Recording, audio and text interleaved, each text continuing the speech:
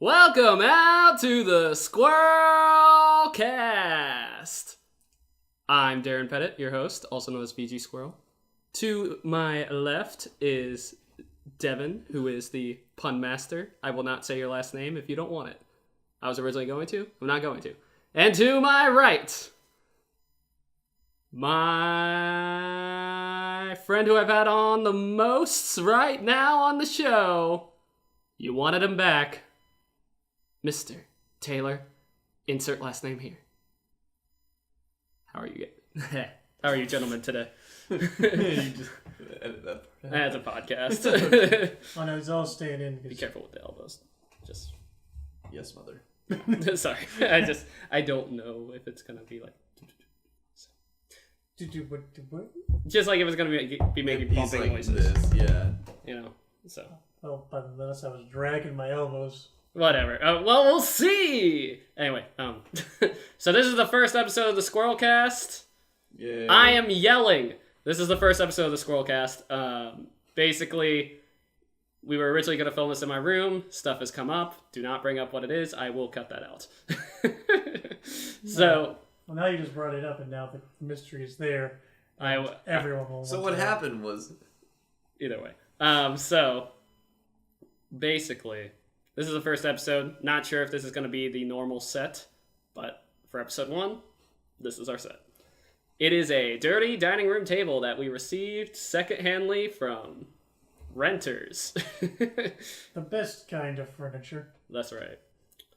So, the format of this podcast, right now I figured we'd kind of do, I don't know if you've ever seen like any of the Kind of Funny podcasts, but it's kind of a similar format to that where they each kind of bring a topic and we talk about it. I figured, why not go with that format? That seems pretty self-explanatory, and I'm sure they're not the only people that do that format. Oh, yeah. But out of the podcasts I watch, they're the ones that do that format. So this is inspired by Kind of Funny. Anyway. Wait, I thought podcasts were just audio files that you would listen to. I didn't know there was a whole like video part of it too. Yeah, I know. Depends on what. Yeah, it depends on what you're trying to get. But a lot of people do podcasts, like, they still release them on iTunes, even though they have video ones. But, like, most podcasts I listen to have video as well. Like, the Try Hard podcast from Game Attack. Side Scrollers back in the day on Screw Tech. Kind of funny.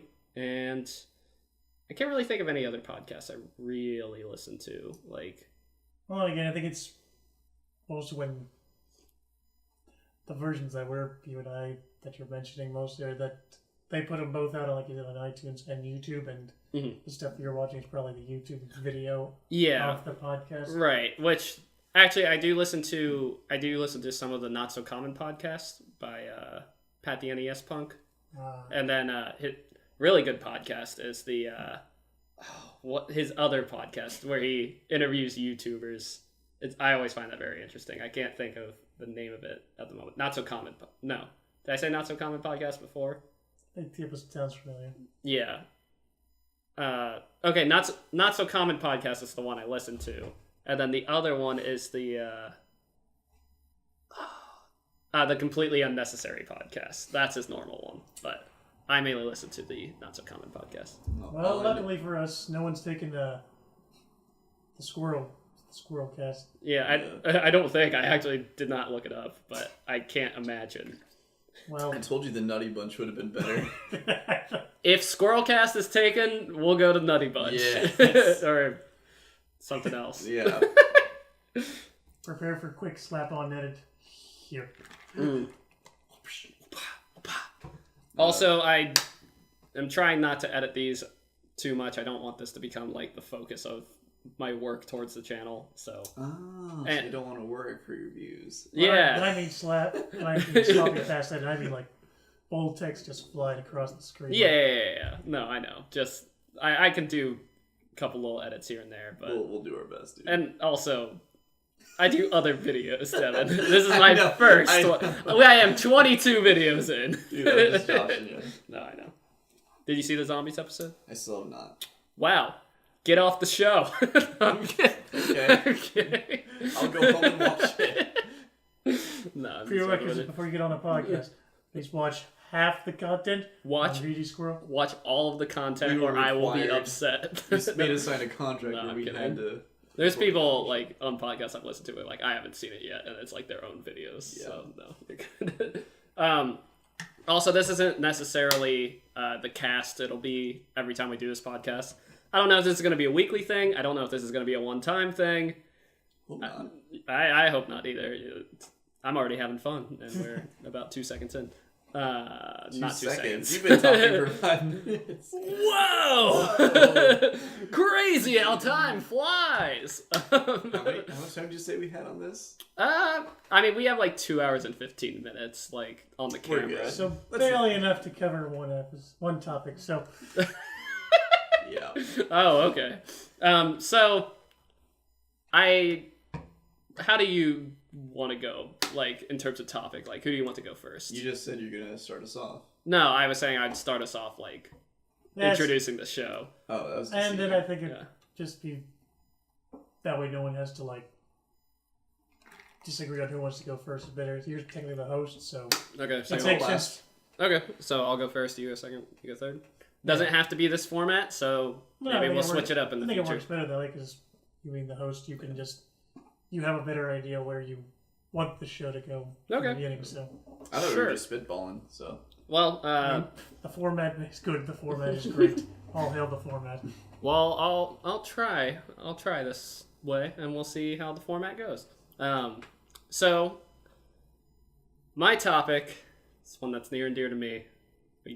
We discussed what our topics are going to be beforehand, so we're not like, oh God, like you just sprung this on me. I have no idea. So basically, what my topic is going to be is it's been several years since it closed, and we all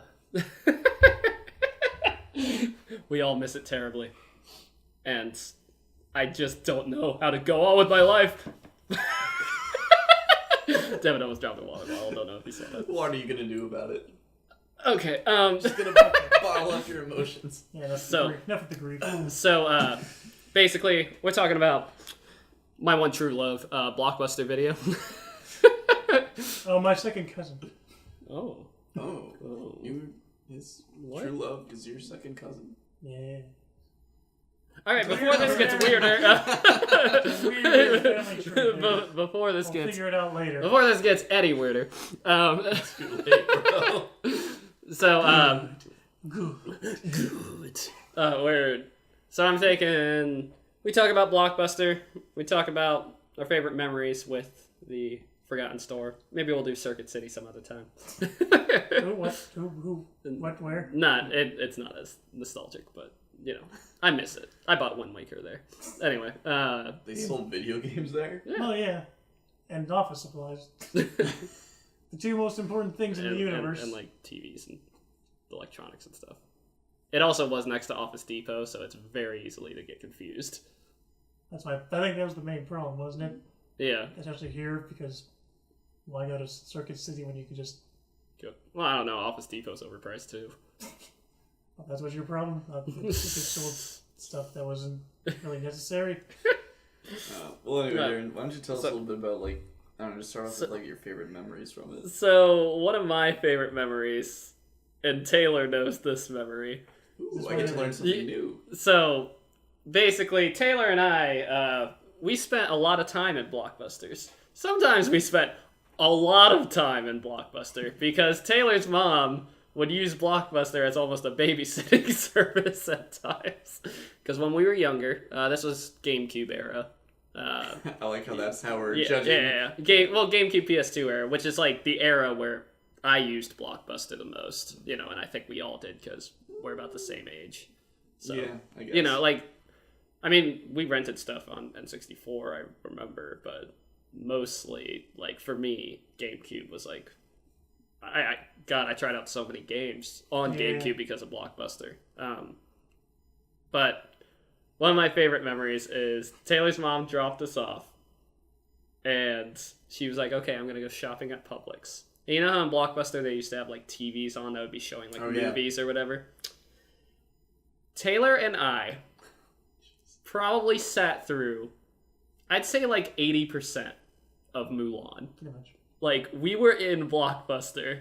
Like the Huns For were that- Huns yeah. were invading China. Let's get to give you Like, a point I- reference. No, I think, like, we started at the scenes, like, where Mulan's, like, you know, getting dolled up or whatever, and, what is it, is it a girl worth fighting for? No, Girl in the Mirror? Yeah, I forget. song? I forget what the first song is when she Yeah. like has the makeup and everything. And we got to the point I think where she was blowing up the Hun with fireworks. Spoilers for Mulan, a movie that came out in like '98 or '99, which is not need to drop a which is spoiler? not when it's not like the movie had been out for years when we were in there because I had seen it before then. But yeah, I just remember wandering around that Blockbuster aimlessly. Really, it's not the best memory, but it's just one of the most memorable ones. Just being like, yeah, like, you could entertain yourself in this store for like an hour and a half Those at a employees, time. though, standing behind the desk having to watch these two kids. Yeah, I think they asked, did they ask where your mom was at any time? No.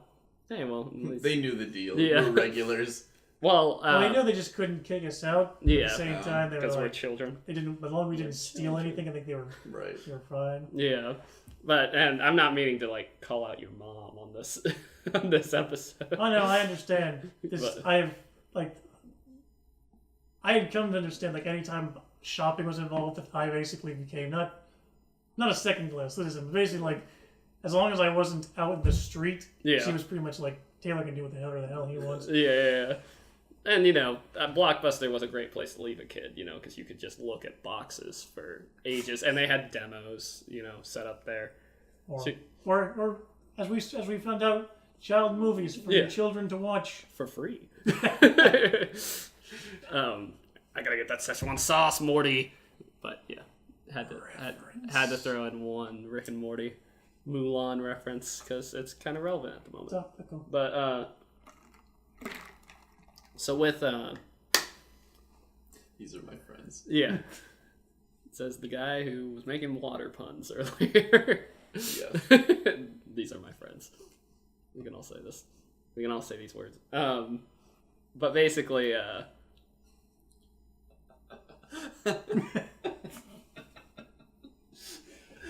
Episode Go on. 1. Your favorite Episode memory. 1, people. It's gonna go up from here, we swear. actually, you guys hold on just one moment. Quick break. And there's a quick cut because I didn't balance the camera before we started. Because I'm an idiot. Anyway. So basically, yeah, we were left in Blockbuster for quite some time.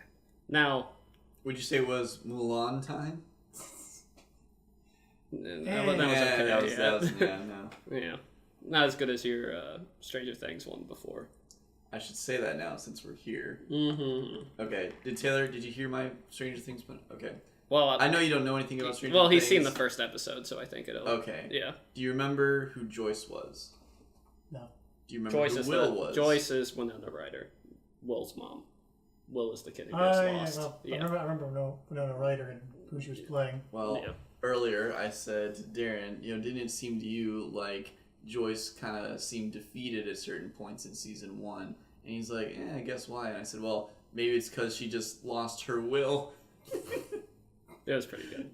Exactly. Did you like look up Stranger Things? No, puns, or I is that- straight that's up off the just dome? came, like straight up off with the that. dome, you know. That's from Lil Dicky, I think. Yeah, probably. But so Taylor and I kind of share some of the same memory stuff like that. But is there any or do you have any specific memories when it comes to Blockbuster? Any specific moment where you're like, yes, and you look back fondly on? I mean, it wasn't a moment in Blockbuster. Mm-hmm. It was or just your the overall. getting home with your stack of movies, and when you're checking out of the line, they had all the good candies and popcorn and stuff you begged your mom and dad to get, because at that point might as well go whole hog and right. But they've already let you pick out 2 movies or whatever when they just wanted to come in and get their romantic comedy thing for them to watch, and right. they're so. But no, no, my parents actually do love me, I swear. But, but the thing is that it was just nice because this was obviously pre-Netflix, so yeah. the whole selection thing was cool because different Blockbusters had different selections sometimes. And so I always liked when they had, like, you know, of course, I was growing up in the epoch of Pokemon, like in the prime of Pokemon and all that stuff. So the newest VHS episodes would be out at Blockbuster, and I would go looking for them. And one Blockbuster I remember never had my favorite one, which is the one where, like, Ash has to let Pikachu be with its own kind, and I still cry tears every time to this day when I see that episode. So I was looking for that particular one, and I couldn't find it at this one Blockbuster. But we kind of, I forget what we did beforehand. I think I had a karate thing. And then afterwards, I remember my sister Kara, myself, and my parents went to this Blockbuster that was not the one we normally go to, and they had it. Yeah. And when they had it, I was just so elated and ecstatic, and I just remember walking up like, oh, like, you know, it's here. Dude, I found you after all these years. Yeah. Nothing was better than those moments, because that was one of the flaws with Blockbuster is people check out the movies or games or whatever, and like, supply. Man, I was one of the most persistent kids at those Blockbusters. If they didn't have it, every time I would double check with the counter, you know, and be like, hey, did anyone return this? And they would have to sift through like all the ones in the bin and go, here it is, you know. It's like, yes, thank the Lord. Oh wow, you were lazy and forgot to put it back. Oh, you know what? That reminds me. I just thought of another memory from Blockbuster that I had. This I completely forgot even happened, but there was a point where I got in trouble at Blockbuster with my mom because I was maybe 6 or 7 at this point in my life, and I didn't know bad words or anything like that. but I just liked looking at, like, you know, different Boxes. cover art, box art and stuff. And so, like, I remember, you know, the Silence of the Lambs or whatever, or the Butterfly Effect, where it had like the moth over the mouth. I'm like, ooh, that's creepy. So I decided to get out of that section. The horror section I never really looked at. Like, I was scared of looking at some of the covers what sometimes. little kid isn't, you know? Yeah, it was like, because it was like bloody faces and stuff like I'm just that. like, that doesn't look like Pokemon. So that's so no, but I would go.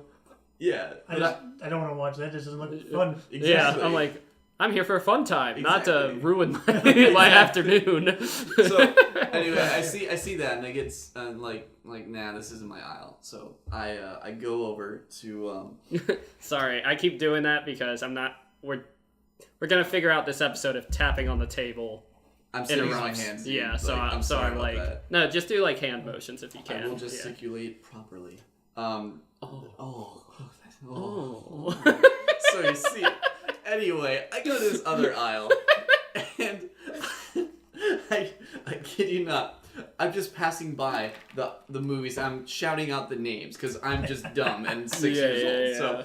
So I'm passing these movie names like, you know, Flubber, Mr. Dr. Dolittle, blah blah blah. And for some reason, I see this movie and I shout it out, and my mom comes bolting across the store, and it turns out what I just shouted out was Pootie Tang.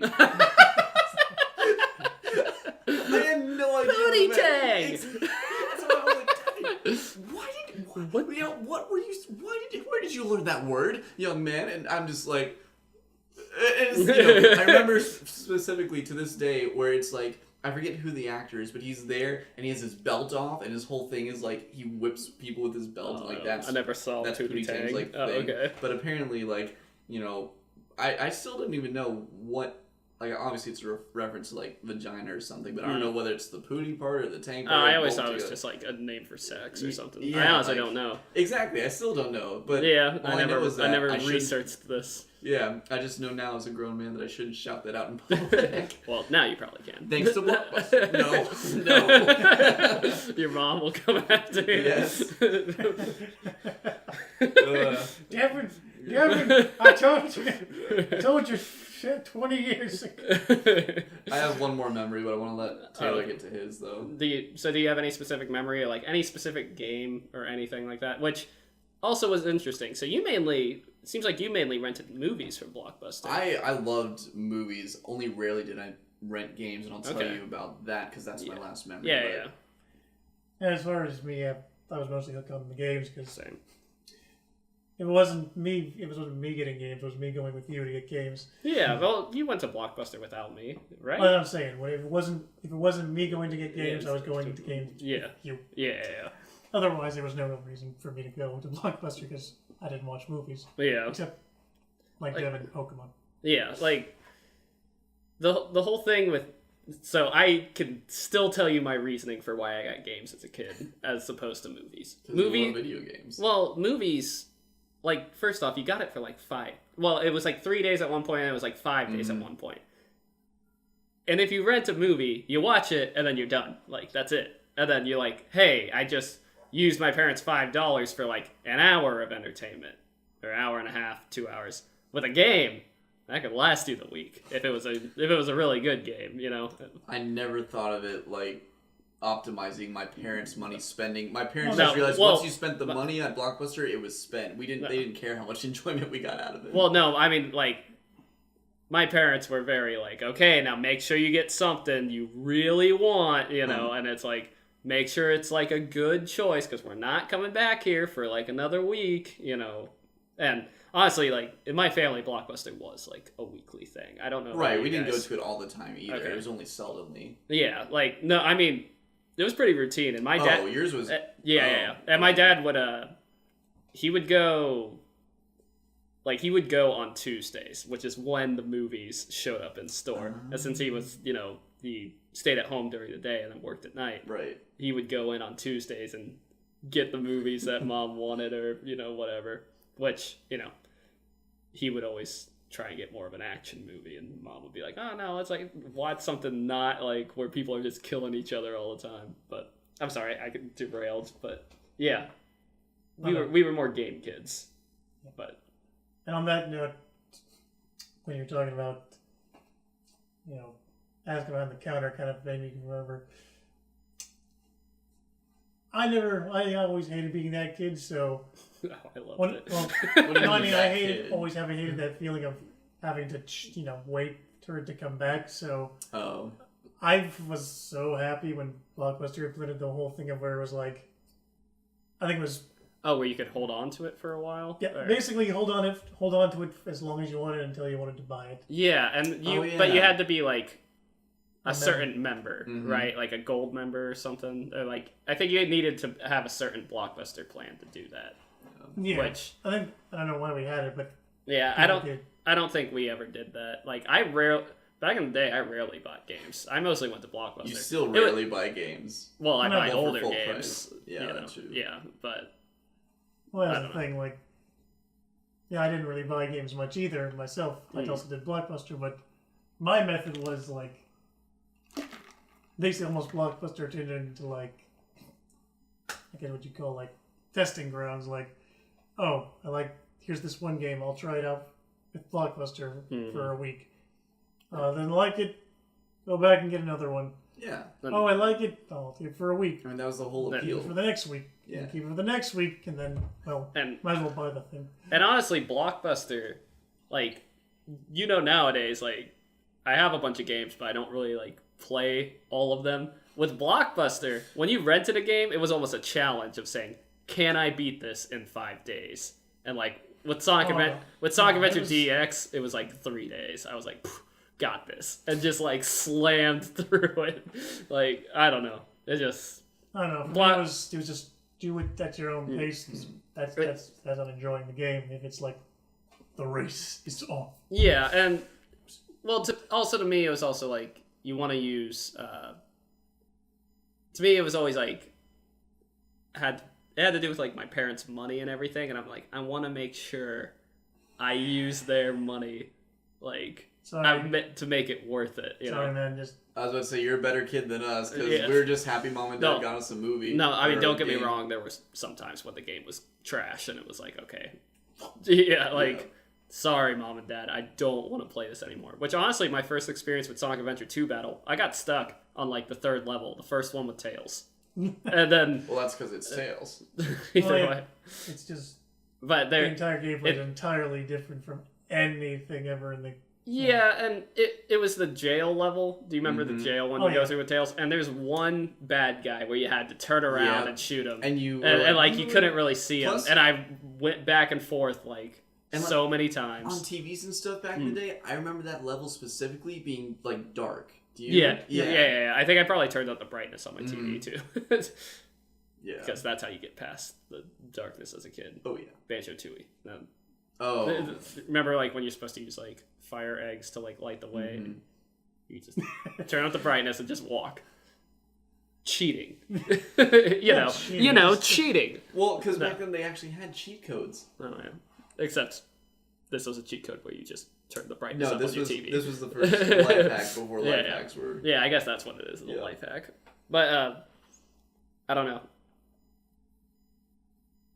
Just, with Blockbuster, it was just such a family thing. We'd get candy almost every time. Like, and occasionally I would get a movie, if it was something that I really wanted. Rugrats in Paris. Yes, yeah, dude. But... You never get them. Really? No, maybe that was not. a staple of my childhood repertoire. Well, you cinema. you didn't really have cable when you were younger, when Rugrats was a big thing. So. Well, I still watched it whenever I was like. I understood the concept of Rugrats. Yeah, I know, but I don't know. It was advertised so much on Nickelodeon and stuff. As a kid, you had to. My appeal with it though was I had the N64 game first, and I liked that. That game. It's not. I liked it as a kid because it was challenging. Okay, which one are you talking about? Are you talking about the one where Chucky? Okay, wait. Rugrats in Paris, where you're Chucky. You go around the different mini games. You have to win tickets. Okay, I'm thinking of the Mario Party style one. That one was pretty awful. The Safari one from Blockbuster, right? Yeah. Where they're in a temple and you have to collect cookies or whatever. That one is one of the ones that like you said, you would rent and just realize it's trash. And that was our experience as well. I think. Oh no, I think I did rent Rugrats in Paris, but my brother lent our N64 memory card to a friend, and we couldn't save it. Right. And I was like. Well, there goes that. Yeah. There goes my hour I just spent. Because I was like, save. What? Because it was one of those N64 games. One of the 5 that needed a memory card. I don't know about the 5. After a certain point, they're just like, does anybody even own these? Yeah. No. Okay, in the shipping cost. Yeah.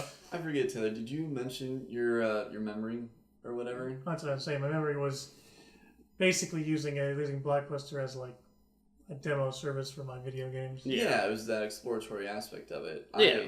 I just kind of want to expand on that a little bit because I didn't really know what kind of gamer I was, what kind of genre I was into, what my style was, anything like that. I just got my interest mostly from TV, as if I haven't pointed out by now, I was a big Pokemon fan and all that stuff. Right. And so I would just look for anything that had bright, colorful characters like Pokemon on it. So actually, I'm surprised I never got into Digimon or anything because that was popular. Yeah. I tried getting into it, but I think it's not. I watched the first season of it, I'd say. And I still have watched maybe an episode. I would watch some Digimon honestly before 7th grade because it would be on ABC Family, and I would just eat my Lucky Charms like I always do. Still to this day. It was Digimon. I think Digimon might have been after they stopped showing Kablam in the morning on the Nicktoons network. It's the only thing that would make you stop watching. Man, Kablam I know this is completely going on a different topic, but just real quick side note. Kablam in the morning, Kablam had been off for years, and then I just came back and was like, oh, Kablam. And then I would watch the whole episode I gotta ride my bike to school! And I remember you calling me in middle school saying that that's what you did one morning or whatever, and you were just so happy. Oh, maybe. You had to call me or something and tell me Kablam's on in the morning. Kablam is I remember I called a bunch of people and told them that the Nicktoons network, we got it now on Bright House. Because before it was a DirecTV only thing or something. Right. Yeah. Still a monumentous occasion.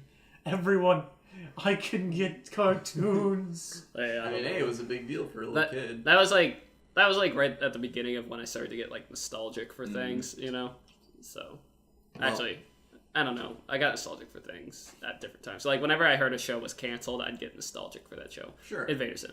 So, yeah. But, I don't know. Anyway, back to Blockbuster. Oh, yeah, back to Blockbuster. So, I guess, just more I rented games, you rented movies. Oh, then a quick side note on the Pokemon things. There was one Pokemon episode I remember. I had never seen the beginning of the episode. It's the one, where like it's like the the statue of the woman who's like waiting for her husband to come back with Ghastly. Yes. At the very beginning of that episode, it's like the woman talking, and then like Ghastly comes up and like kind of like gets real close to the screen and like scares. And Ghastly was one of my favorite Pokemon. I got scared by that. Really? Yeah, I was just like, ah! But that was also right around the time, I've told this story before, I'm not going to tell it now, but when my dad showed me Screamers, like a jump scare for the first time, so then I saw that and something was really close to the screen and I was like, interesting. So in the bad vibe. Yeah. I got the bad vibe and turned off the VCR and was like, nope, all right.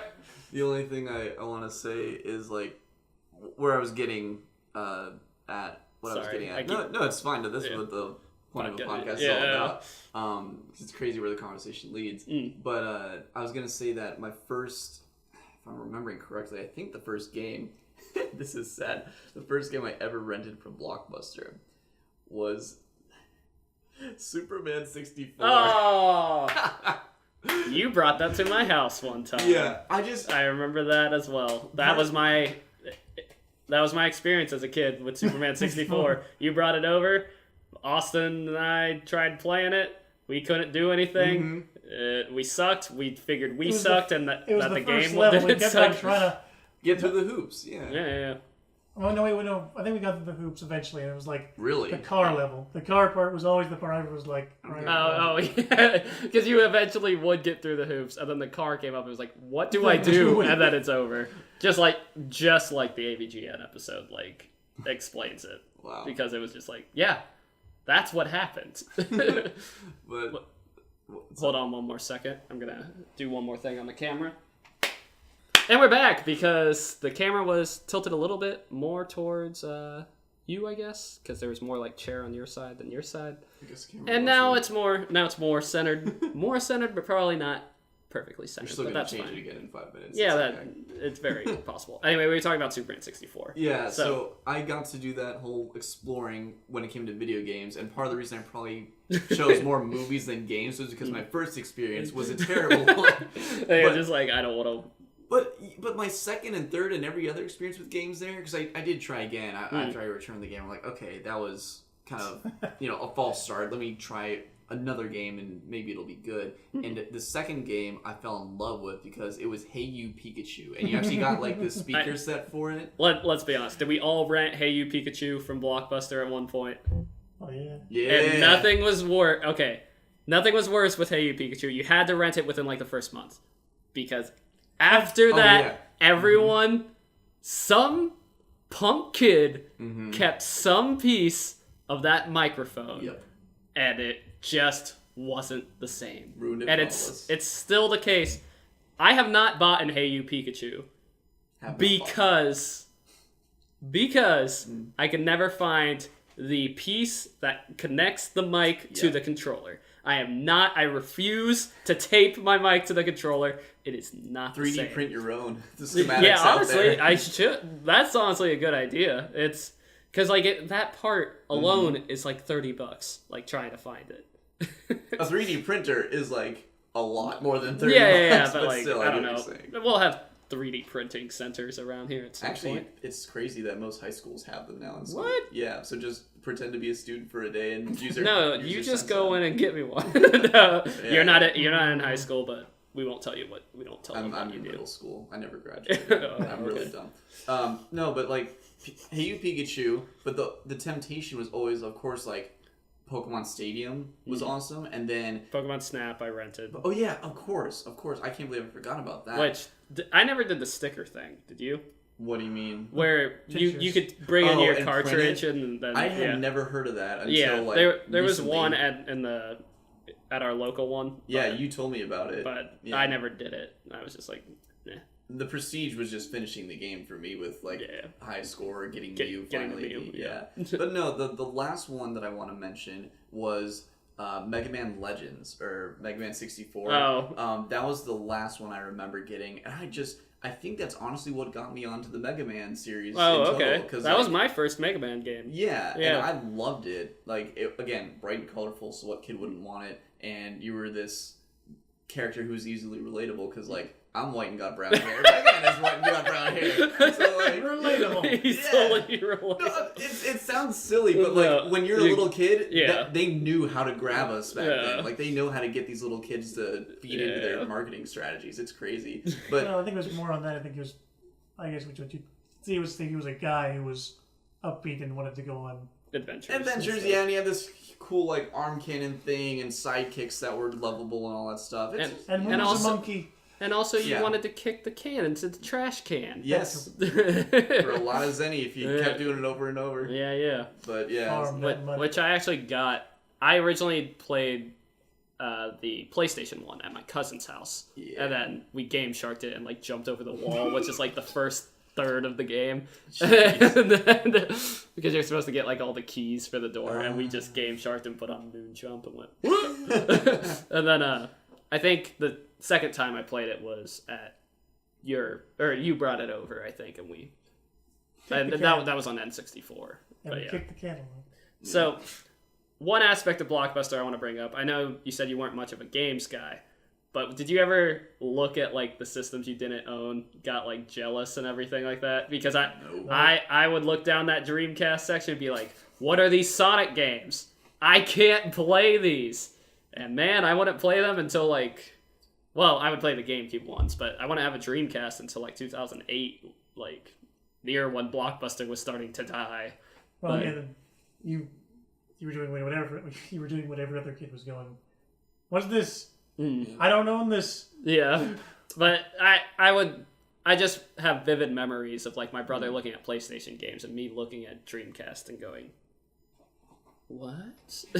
I never had a console envy or anything because back in the day, I guess just the way that I was raised in my family, I was lucky to have one console. Right. And back then it was the OG Game Boy, and I had, I think Pokemon Yellow was the first game they gave me or whatever, and then, you know, like Mario Brothers or whatever for that, and Mario Land, yeah. So I would just play those, and... Or maybe Mario Brothers Deluxe. I'm not sure. Do you remember? I probably had both at some point, because I remember I had a lot of them. Because I know that was Game Boy Color, I think. Yeah. Because for me, it wasn't about how many consoles I had, because I had friends who, like, they were super lucky, and they had every new console as soon as it came out, and every new game and all that stuff. They had a whole library of just awesomeness. I'm not going to lie, we were pretty fortunate. Mostly Austin would get them, but then the GameCube was mine. That was, like... No, that was like revolutionary because, I mean, even though, you know, my sisters didn't play, I know you and your brother would always share this stuff or compete over what system you're getting next or fight about it, whatever. With me, just being the only child who was a gamer child or whatever. So, for me, when I went from handheld games to my first console, which was the N64, and then from that to the GameCube, I mean, goodness, they can only go up from here, right? And after GameCube is when I transitioned to the Xbox 360, and that's when I'm like, oh, okay, so there's that's the first time I changed, but like up till then, I liked whatever console I was on. I didn't want to change because I wanted to like see what other games would come out for the console that I had. Well, I mean, I remember when we were kids, you being like, man, I want to play Kingdom Hearts. Well, like, that's the only reason I've ever wanted an Xbox ever. Or a PS2. Or PlayStation. Sorry. No worries. I don't mean to like correct people. No, but, you know, but you're right. I was wrong. No, I'm just like saying it just so people don't go, Kingdom Hearts wasn't on Xbox. How many people actually comment on your videos about, oh, this was it? I comment sometimes. He's his own worst critic. It's a fact. Probably not, but I praise my work. Anyway, treat yourself. So yes, PlayStation. I was very, I guess the only time I would have felt envy from PlayStation was because my best friend Elaine had Kingdom Hearts, and I saw him playing it once, and I'm like, what is that? I want whatever in the world that is. It has Disney, and it has some, again, white, brown hair who has superpowers. And he honestly has a pretty similar haircut to Mega Man and Legends. Beautiful complexion the man has. So again, I was a sucker. Yeah. That's really great. Yeah. I love your reasoning for why you like certain games. I'm telling you, that's what the gaming industry does. Is they take like surveys and see like what kind of people are playing their games, and they get the ages, the demographics, all of it, and they're like, okay, so when you make this character and they're talking to the game developers, I like what you got with this character, but what if he was tall, or what if it was a girl, or what if it was this? Because like there was a time when I remember a whole bunch of like female-oriented protagonists, like the Tomb Raider series, for instance. Which is, besides like Metroid, is one of the pioneering ones. Exactly. When it comes to that. So like there was a time when like the girl wave of games came through, and like all the protagonists. I'd say that's more going on like now. Oh well, yeah. Like you know the new Horizon Zero Dawn, right? And what's that game where like they're treasure hunters or whatever? Nathan Drake? No, not Nathan Drake. Yeah, Uncharted. Uncharted. Yeah, and then they have the and new now one. they got the new one with just the two females or whatever. So well, the thing is, it might not be where in the video game space you're at, but in like PC and the indie scene, that's where they are much more. I don't want to say pushing, but are much more enthusiastic about putting a female protagonist in the. I'm just saying the advent of all that. I noticed growing up as a kid, as like that's when I first started to notice that there was more of the gender I didn't associate with in the video games that I played. And I honestly don't know if there's any like cultural reason for it, because I know I guess what seems like most Japanese games are like for Japanese, I think male protagonists for the most part. Well, it kind of depends on what the story's about.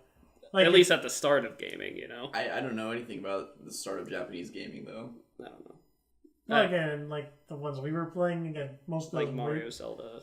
Most of those would be are more for kids. So it's even if it is a male protagonist, it's kind of like Link, who's to a point androgynous. Yeah.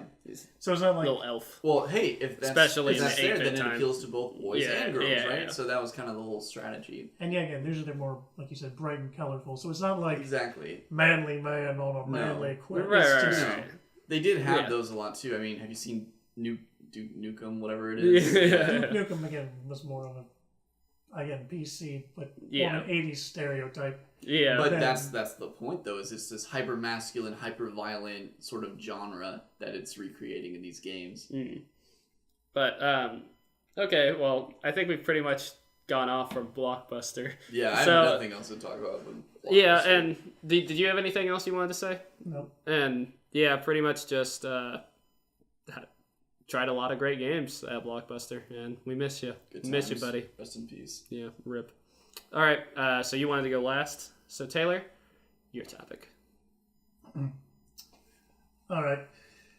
So now that we've kind of interesting that we ended this on the topic of Nintendo characters.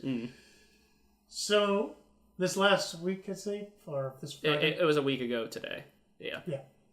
That's just a week By the ago. time this podcast goes out. Yeah. Well, I don't know These how long will it'll probably take. be quicker though, right? Yeah, hopefully.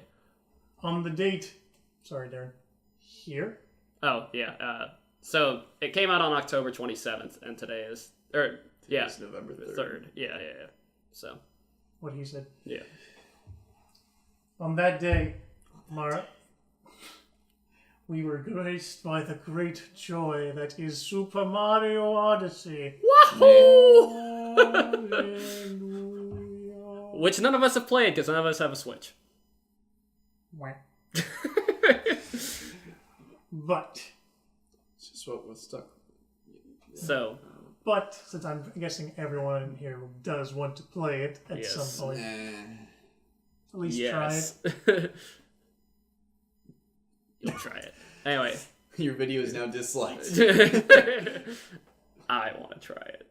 It's besides Sonic Mania, that's probably Yooka-Laylee was up there too, which I still need to play through. Oh yeah, I forgot Yooka-Laylee was a thing. Yeah, Yooka-Laylee, Sonic Mania, Crash Insane Trilogy, which I won't have for an indefinite amount of time because that's PS4, and then Mario Odyssey, which I plan on getting a Switch at some point.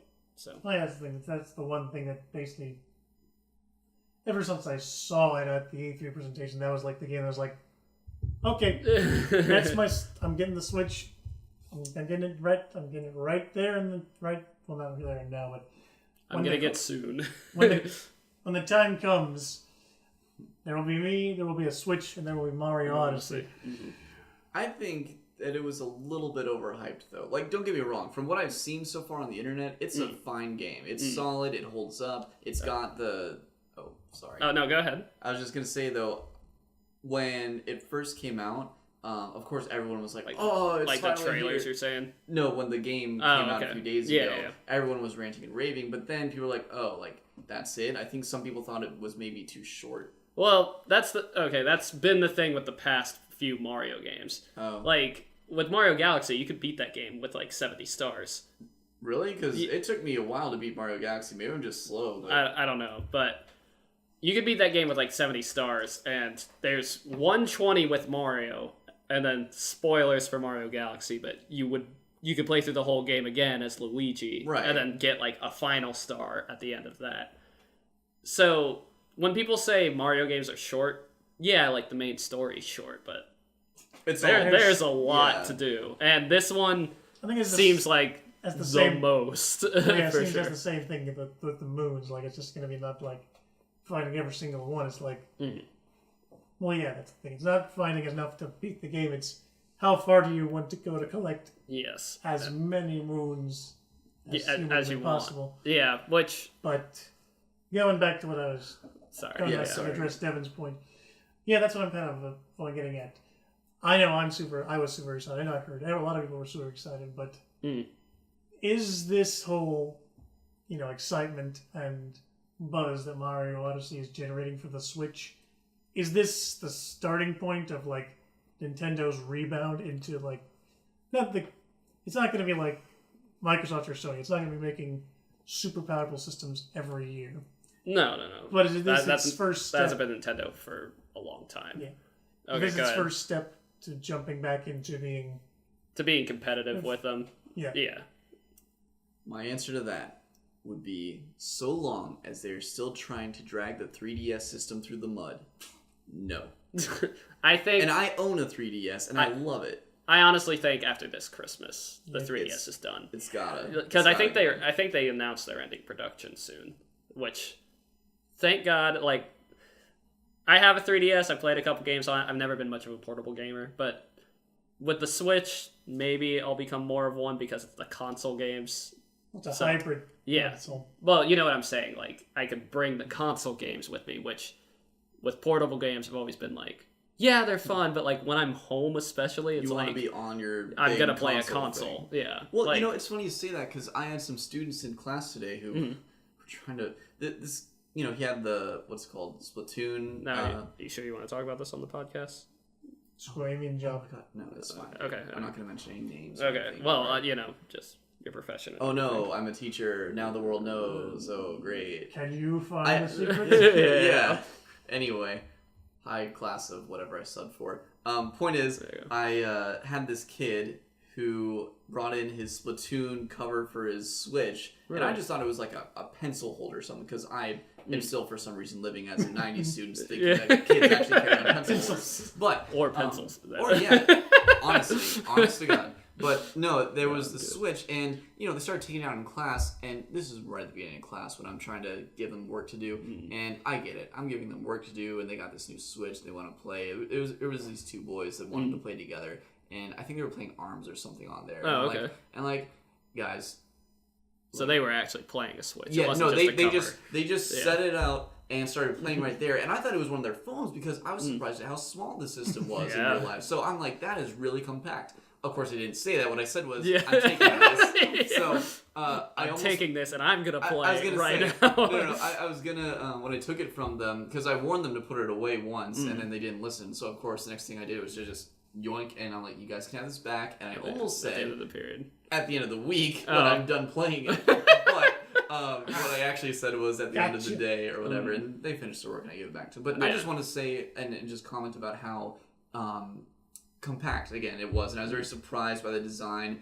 I see why at first people were a little shaky about it, because again, it doesn't look powerful like you would expect a modern console to be. I mean, you got these big clunkers like the Xbox No. bricks, the Yeah. Xbox Ones, you know, and you got even the PlayStation. I mean, do you remember how big the PlayStation 3 was? Yes. You know, so it's just like you know, for something so small, it really is powerful. So I think it's quite a marvel of technology. So it's definitely helping Nintendo in that case. And Mario, of course, every big Nintendo name that comes out on the Switch is only going to boost Nintendo's, you know, momentum. But at the same time, they gotta cut what's dead and move on and focus on, you know, maybe just the Switch, or maybe the Switch and something else that they have in store, or maybe a certain new game So when you're saying cut it, you're saying cut the 3DS. Yeah, okay. or not even just the 3DS, but anything that they're still trying to drag along just because it's popular in Japan or something. Or What, like Mario? Or no, what are you because saying? Mario's popular. I mean, it's I guess. Well, what are you saying drag along if you don't mean the 3DS? like The guy for like what he's addressing is like they can't. The main thing that I think a lot of people are also looking forward to on the Switch is the Virtual Console. Yeah. The Virtual Console's, strange enough, conflicts with what they just released a few months ago, the minis. Yeah. What do you mean the minis? The SNES Classic and the NES Classic. Exactly. Yeah. Why buy a bunch of new Virtual Console games when you can just Sell them in boxes. Yeah. So- Well, the only thing is, the boxes are more of a deal than what Virtual Console prices have been. Because Super Nintendo games were $8 a piece on Wii, at least. And I think it was the same on Wii U. And the Mini is $80, and they're selling 20 games in it. So it just depends, but it also depends on how much Virtual Console sales are actually going on. Like, I know on the Wii, I think that's when Virtual Console probably was the biggest, because it was the first time. Like, that's when I bought the most. I mean, I Virtual remember for our Console birthdays, games. we would just give each other, like, Wii Shop Yeah. points or whatever, because that was the thing. Yeah, like, I mean, that's when I was the biggest into eShop, but that was also before I started, like, trying to collect the physical versions of games, so, you know. But, yeah, honestly, for me, like, people always talk about bringing the Virtual Console, and I'm like, yeah, sure. I mean, I don't know if I'm gonna personally buy anything on them, but I'm also not, I like my physical media now, so I'm not like the target demographic, I guess. But and about that, I think I was watching the whole thing on this, but I tried to make it a point to remember the person's channel name so I could at least give reference. If he remembers, I'll put it right there. Okay. Yeah. But yeah, watching the whole video, she did bring up the fact that one of the big things that was going to be hampering the Switch was memory size. Right. Because, especially with you, and you're saying wanting to buy individual games, that means, well, that might actually be easier on you, because I don't know if they install, like, on PS4 and Xbox One. I don't know if they're just like flash cartridges, like SD cards, basically, or 3DS games, Well, they still have to have actual save allocations. So, but that's one of the reasons why I don't want the Super Mario Odyssey bundle, because Mario Odyssey will come on your Switch, pre-downloaded or whatever, and it's like, oh, like here's this massive block that I will never want to delete. So that that's how I feel with that's kind of a different topic, but pre-downloaded games on systems. If you're going to include a game in your bundle, put it on a physical cart. My gripe. Anyway, and even then, you ended up saying, to kind of combine the two topics that we were trying to talk about. It is a nice, a powerful system for its size. Mm-hmm. However, at a certain point, it's going to get to a point where they can't make a new Switch Plus with Oh, they will try. Oh no! Have you seen what they've done with the DX and deluxe versions of Wii U games? Well, I'm just talking about what I think Taylor is saying is more of the system, new 3DS. Yeah, and, no, same thing. Yeah, I get what he's saying. Yeah, I mean, they're gonna. It's not. I don't see Nintendo going as much on the Switch with that sort of thing. I mean, I see maybe larger, one huge size upgrade. Mm-hmm. That's about it. Yeah, well, the Switch XL year or something like that. I mean, it'll be year? Yeah, it'll be a little while before they do it. I was about to say they're still gonna ride this wave. For, they planned this stuff out to where months and years ahead, they know. Well, and also I don't want to call it an experimental phase, but this is the first major hybrid console that we've seen from a major company. video game. Right. And again, that's why people were even, Nintendo was kind of shaking in their boots a little when it first came out and it didn't see the numbers they were expecting. I mean, I don't have any evidence to back that up, but I'm pretty sure I saw on some sort of website or social media or review page or something about how, of course, as soon as a new console's out or a new game's out, everyone's the first to be a critic about it, right? Yeah. And so all the critics were saying, oh, well, Nintendo's losing stock or whatever. And I'm just like, well, I don't know how much of that is true, but if it is, I kind of would understand why, because people are like, oh, well, it has no games that we like. Oh, well, it's a weird thing. It's this new weird thing. Everyone's always like that when something new and weird first comes about. But I think people are loving it. I think what really helped them, and straight out of the gate, is Breath of the Wild. Oh yeah, Breath of the Wild, the first sole day, reason. the game that was probably done a year ago, but they were like, you know what, we're gonna release it on the Switch as well. Yeah. Sorry, Wii U, and. Don't get me wrong, I've made the Sonic Mania, in my Sonic Mania video, I think you at least saw that part, the zoom in on the Wii U, how it's not one of the consoles anymore, but personally, I love my Wii U, and I know none of you had a Wii U, but I'm a Nintendo fanboy, No. What? But... Now, am I happier with the pace that they are releasing games on the Switch? Absolutely. Now, the other thing is I don't buy new games all the time. So with the Wii U, with the Wii U, I could keep up with some of the major releases because it was hey, at least Smash Bros, Mario Kart, I would get some of those games right out the gate. Paper Mario Color Splash. Oh yeah, you did get that one right up. Yeah. I got that pretty close. What? I enjoy that game, but I haven't gone through the whole thing. I know it's not Thousand Year Door; it's a different thing, but it's pretty fun. That's a whole other can of worms you just opened, dude. Well, yeah, I'm sorry. Yeah, that's not. Have you played it? Thing. No, but I understand. Well, I have seen most of the critiques about it, and basically, I well understand why some people like it. Yeah, and I very, very much understand why people don't like it. The combat system's a bit weird. I will give that. Or we have to paint things. Weird is by weird you mean pointless. Yeah, but I don't know. I was having fun with the game. I thought the game had a lot of charm, but unrelated. So basically, you mean it was made by Nintendo? Yeah, I guess. But. Well, anyway, Taylor, you asked the question about, or your topic was about, whether or not this is a boon for Nintendo or whether it might hinder them a little bit more. What do you think about your own topic? Well, in that case, for me, as someone who's about to buy into a system, yes, I would like this to do well, very well, so I cannot be, out sick over $100. I honestly think this is one of the strongest starts Nintendo's had with a console in probably since Super Nintendo.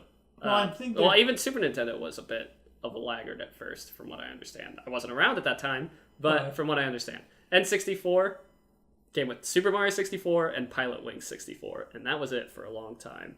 GameCube. Okay, Smash Bros. Came around a month after, but Luigi's Mansion and Pikmin were the main launch games. Wii Sports, basically, and Twilight Princess. And then Wii U, Zombie U, Nintendo Land. And Smash. And then, 2 years later. Right, yeah. That was great launch time. The Wii U... I guess the Wii U never really started picking up steam, but I started carrying more around when 3D World came out, and I think Wind Waker HD came out about a month or two before that. But 3D World, I was like, okay, the Mario game's here, and it's so nice that with the Switch, Zelda's out, which I'm not the biggest Zelda fan, but Breath of the Wild does intrigue me at least. And then it's neat. Yeah, and then Odyssey. I love the Mario platformers. I always get the Mario platformers.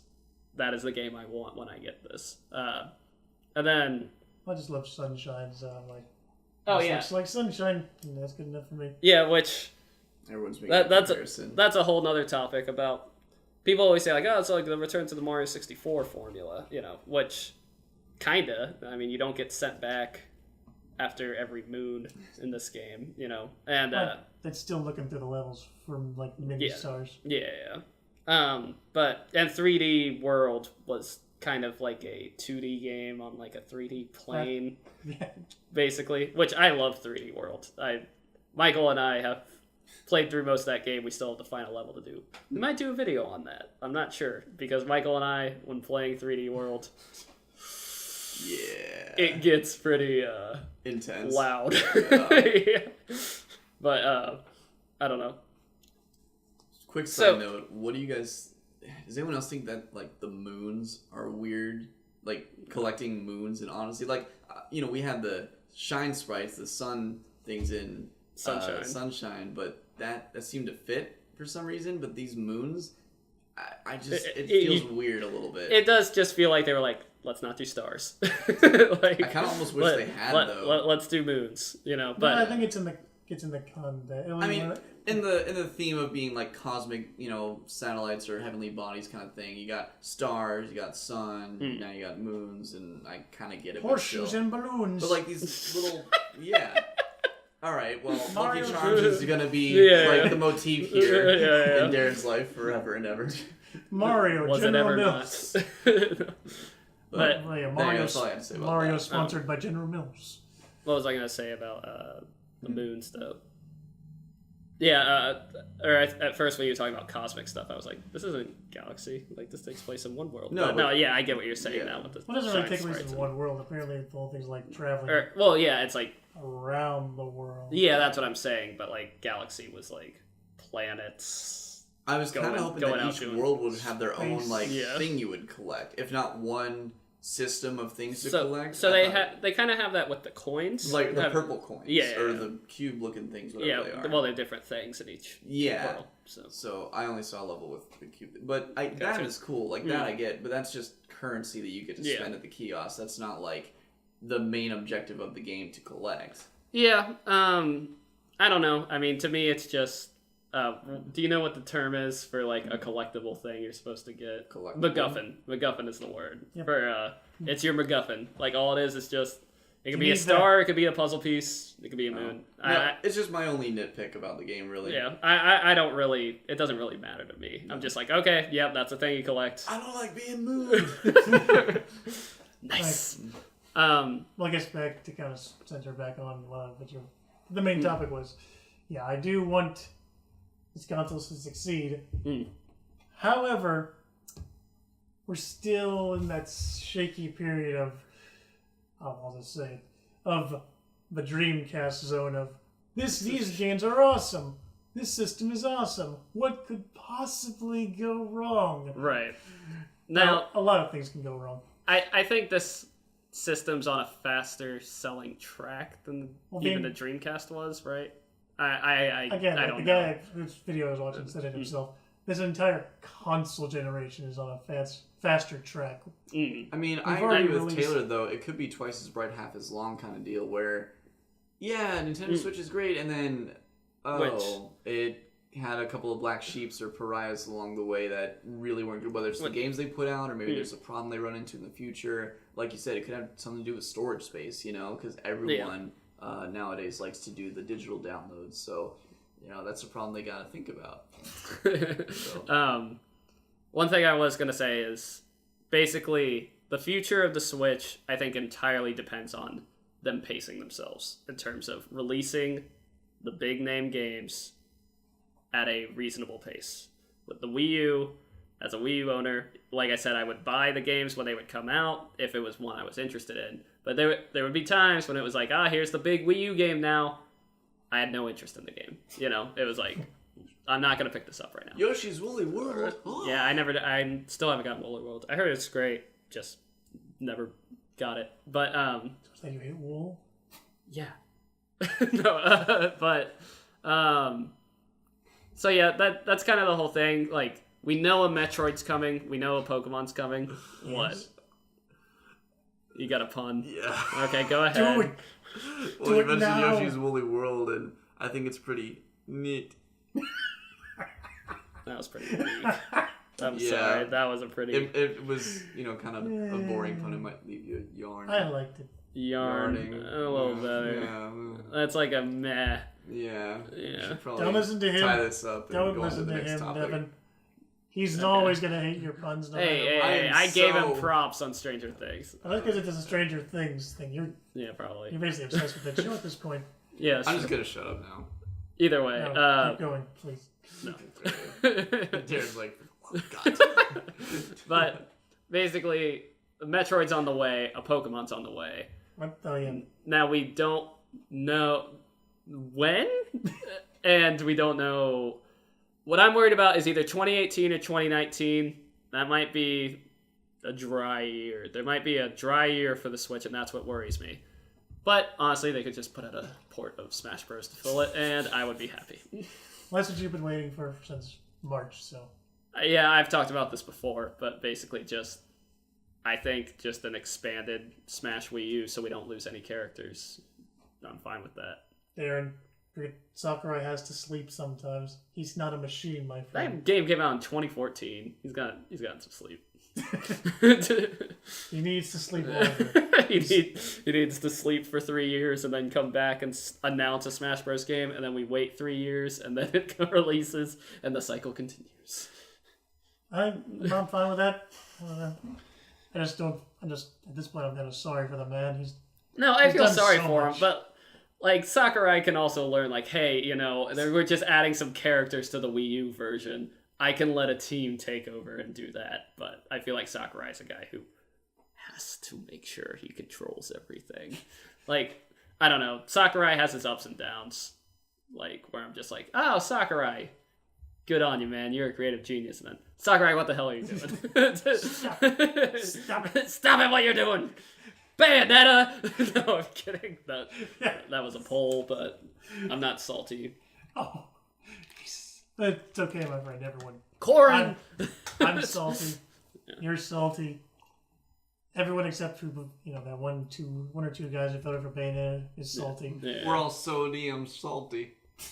Like so damn. No, yeah, no, I get it. Yeah. It was a bit of a stretch.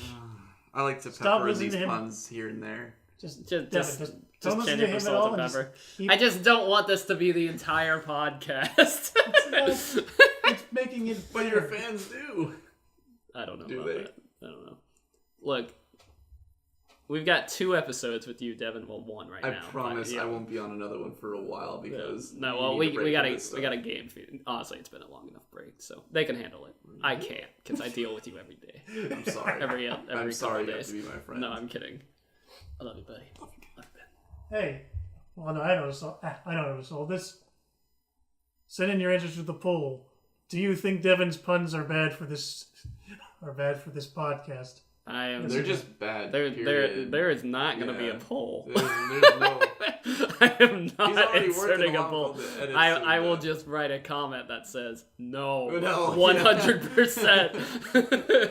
And my comment will be yes, 200%. And then I'll put my comment. Yes, 300%. My man. And that 500 will just cancel out your 100. It's my channel. It doesn't matter. We're taking over. His vote counts for 10. We're taking over. It's a revolution. What were we talking about again? Mario. We were talking about the Switch and basically, yeah. with Metroid, Pokemon, and pacing themselves, dry year, Smash Bros. That's how we got there. But yeah, I just. Oh, and Xenoblade's coming this. The Switch seems to be pretty good for RPG fans. Like, It seems like there's a lot of RPG stuff. Now, the problem is, I don't play a lot of RPGs, and I'm hoping that's not. Like, I know Mario Odyssey just came out, but I'm just hoping Well, the problem Nintendo's is, future plan isn't It's not RPGs. It's hard to say it there, but again, I know it's a big fan base and everything. Fire Emblem is huge. You got. Isn't there a new Pikmin in the rumors? There's a new Pikmin at some point. Pikmin, I don't really. It's not really consider RPG, as I much. guess. It's more of like maybe. a strategy. Yeah, but It's still. It's puzzle like strategy. Right, Yeah. but I'm just saying the things with the fan bases have a tendency to be RPGs. Yeah. No, I get why there's so many RPGs on the and Switch. on top of that, it's if you're waiting for another platformer to come around, it's Oh no,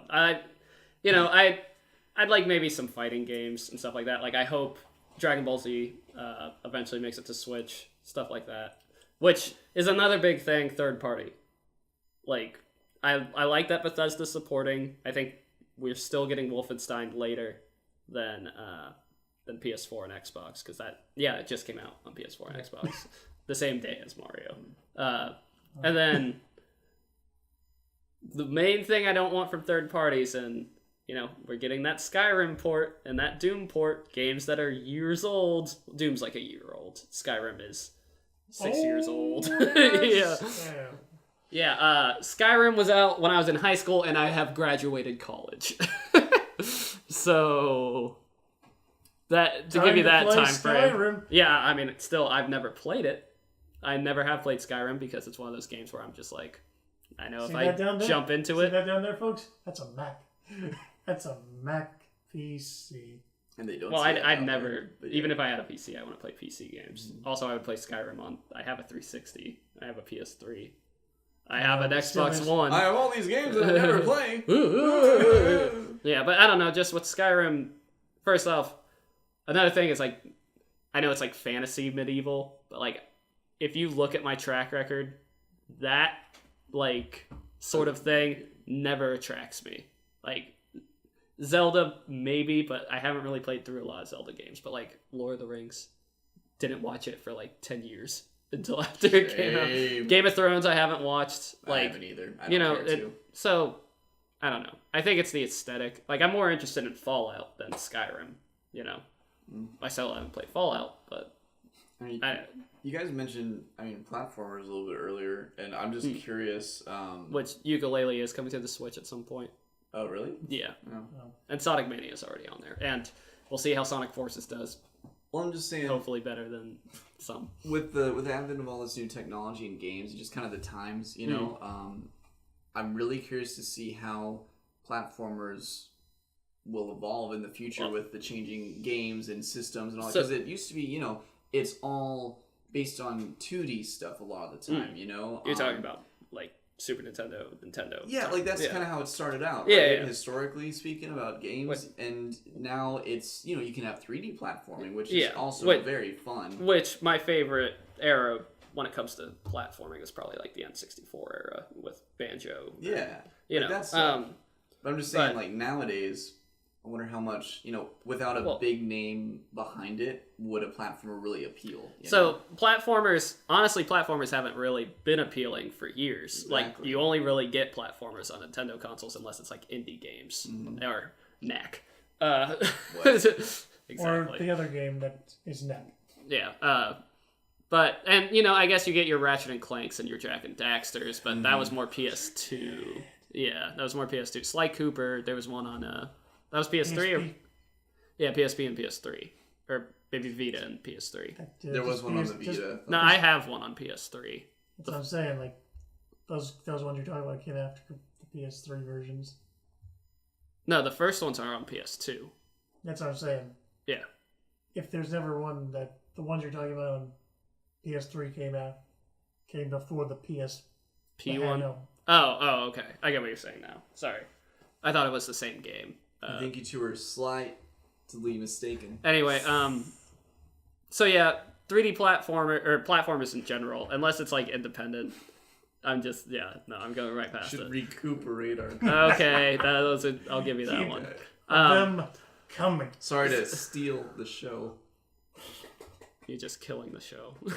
I see your soul slowly sinking every time I... Welcome to the Squirrelcast, the show that Devin will never be on again. Here, I've enjoyed this, so keep... I'm glad. Anyway, but yeah, no, just to answer your question without... Damn question. Platformers, like, unless it's Mario, I feel like that's why Crash was gone for a long time. Mm-hmm. Haven't really heard much from Banjo. Sadly, it's one of my favorite properties. They tried Ukulele. It was alright. Well, Ukulele they tried nuts and bolts. Yeah, that's the issue. Exactly. But, while platformers are, my favorite genre, probably, maybe up there with fighters. Oh yeah, you do like your fighting games. Yeah, I'm not very good at fighting games. Like I never like become the hardcore like. No, but you always get super into them. Yeah. Like they're always fun to me, you know. But I just have an obsession with like characters. That's like one of the appeals to fighting games. Just like all the characters, you know. And that's why when it's like Smash Bros, when it's crossovers or like characters who aren't normally in fighting games in a fighting game, that always like. Banjo for new Smash. I will always request that impossibility. But yeah, so basically platformers have actually pretty much been gone for a while unless it's Mario. Yeah, or Sonic's there, but that's what I figured, but you would know more about that than I would because the most recent platformer I can think of is Sonic Mania. Yeah. And I mean, it seems like there's been a bit of a resurgence as of late, but like with Cuphead, that's kind of a platformer, but it's also kind of a boss rush. Also kind of an RPG. Yeah, it's more Contra than it is a right. Yeah. But the one that's the big one is actually a Hat in Time, right? Yeah. Which what? There's a game. Hat in Time. Yeah, it's more of an independent game, right? Yep. Yeah, which independent games, there's a lot of platformers. Yeah, no, I know. From what I understand, most of them suck. But well, it's they're just rudimentary and not exactly. Well, that's the thing. They don't have the experience that these other games have in development to where they're like polished, you know? Which is why, you know, I think when it comes to platformers, most companies now are just like, it just comes from the really big companies or the independents. Like, not like, I don't know, not like smaller developers, I guess. Like third party.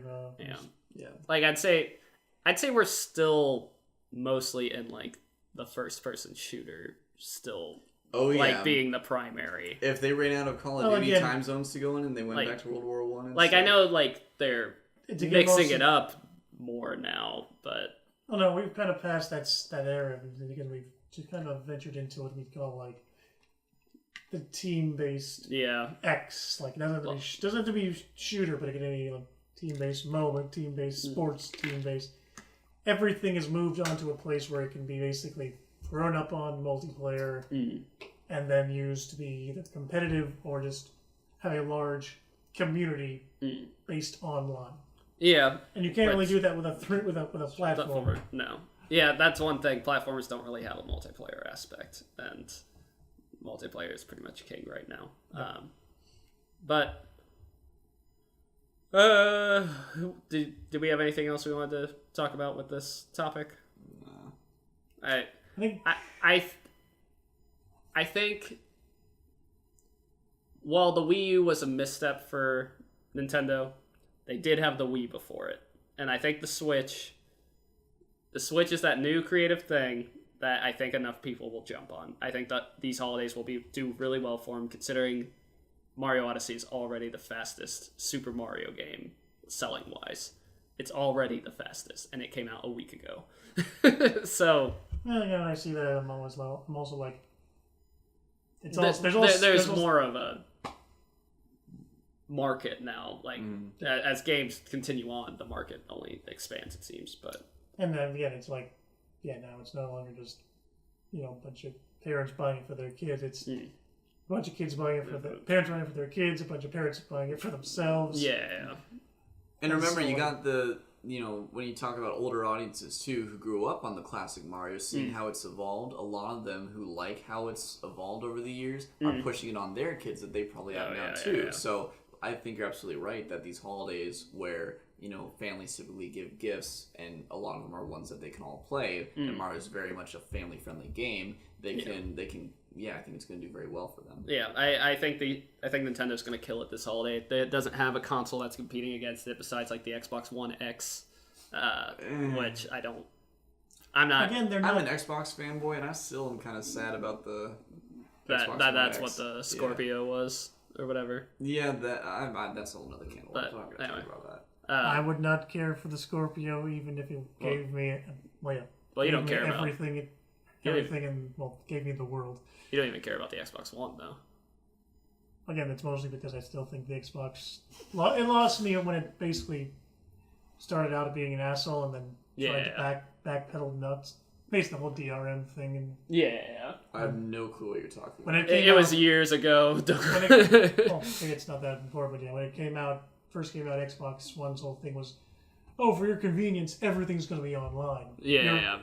And you had to have a Connect. And you they had to be connected. And they had the all whole Connected. big thing about like you can only download your games to one console. Yeah. Like you couldn't bring a game to your friend's Right. house.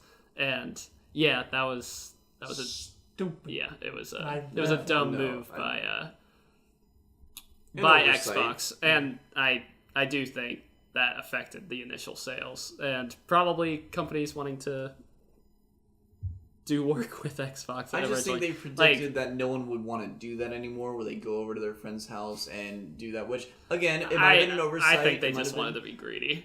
Yeah. Okay, that's probably part of it too. I don't doubt that, but I think again, this is kind of where Nintendo shines because they're writing off of that hate and saying, "Look, now we have a console that you can bring literally anywhere." Yeah. So, but yeah, just I think it's gonna do well. I don't see it as a Dreamcast. Sega made a lot of mistakes leading up to the Dreamcast, as much as I don't want to admit it. But The Saturn? 3D or 32X and CD did not help them as well. Saturn was a big misstep, yes. Hey, I still love the Saturn. I love my Wii U. I love missteps. It's fine. Anyway. But it was the best. But yeah, so Break. Edit. quick yawn.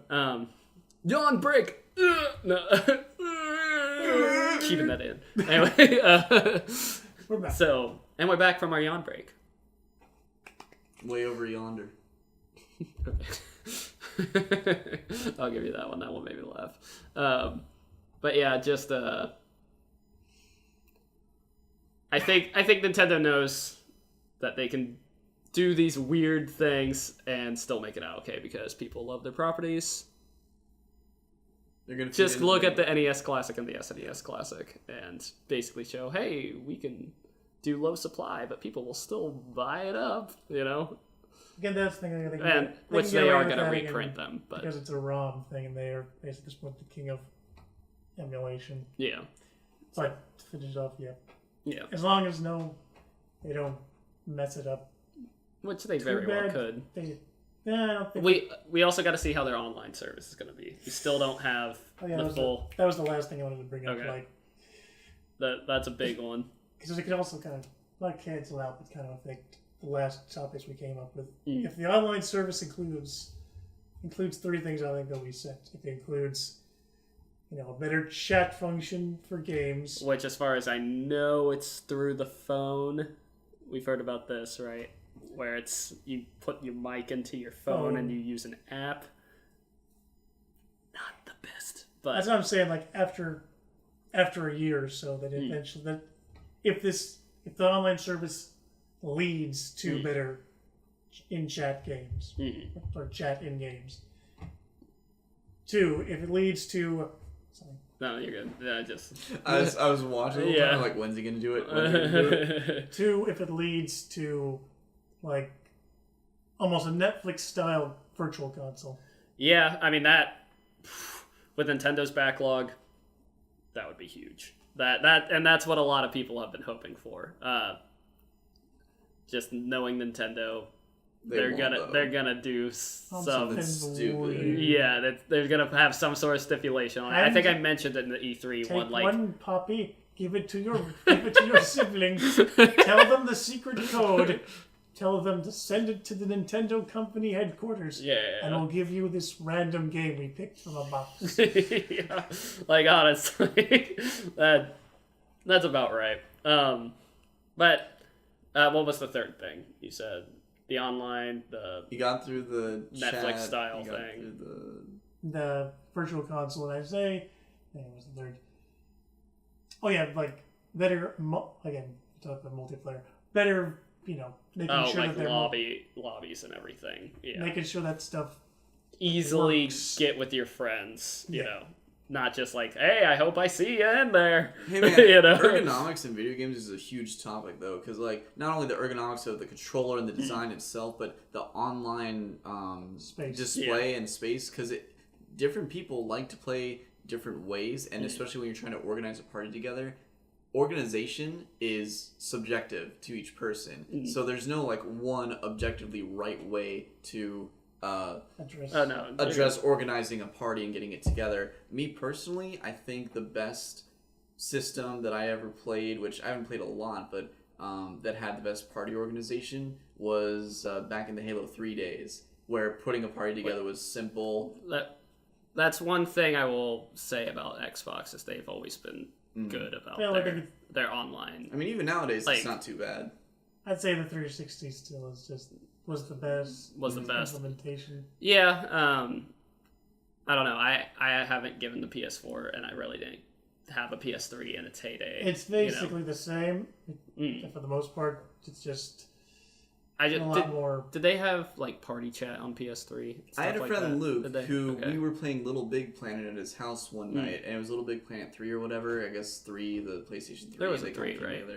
Maybe it was 2. I don't know. No, it was definitely 2. Yeah, because 3 hadn't come out yet. Is there a third one? There is a third one, but I know there's a kart racer. I don't. Oh yeah, that was a little bit. That was different. Either way, we were playing though, and of course, it's all online based. You really can't do much in the game without connectivity, and so I was surprised as a kid about how kind of fluid it was to get like a chat going or a party going or whatever. But it did take a lot of typing and stuff like that using your joystick or whatever. Like, I don't know if the PS3 had like the add-ons keyboards to the controller. The thing was supposed to be, there was supposed to be an add-on, but they tried to fix that in the PS4 by having a touch screen on the controller to basically do the same thing.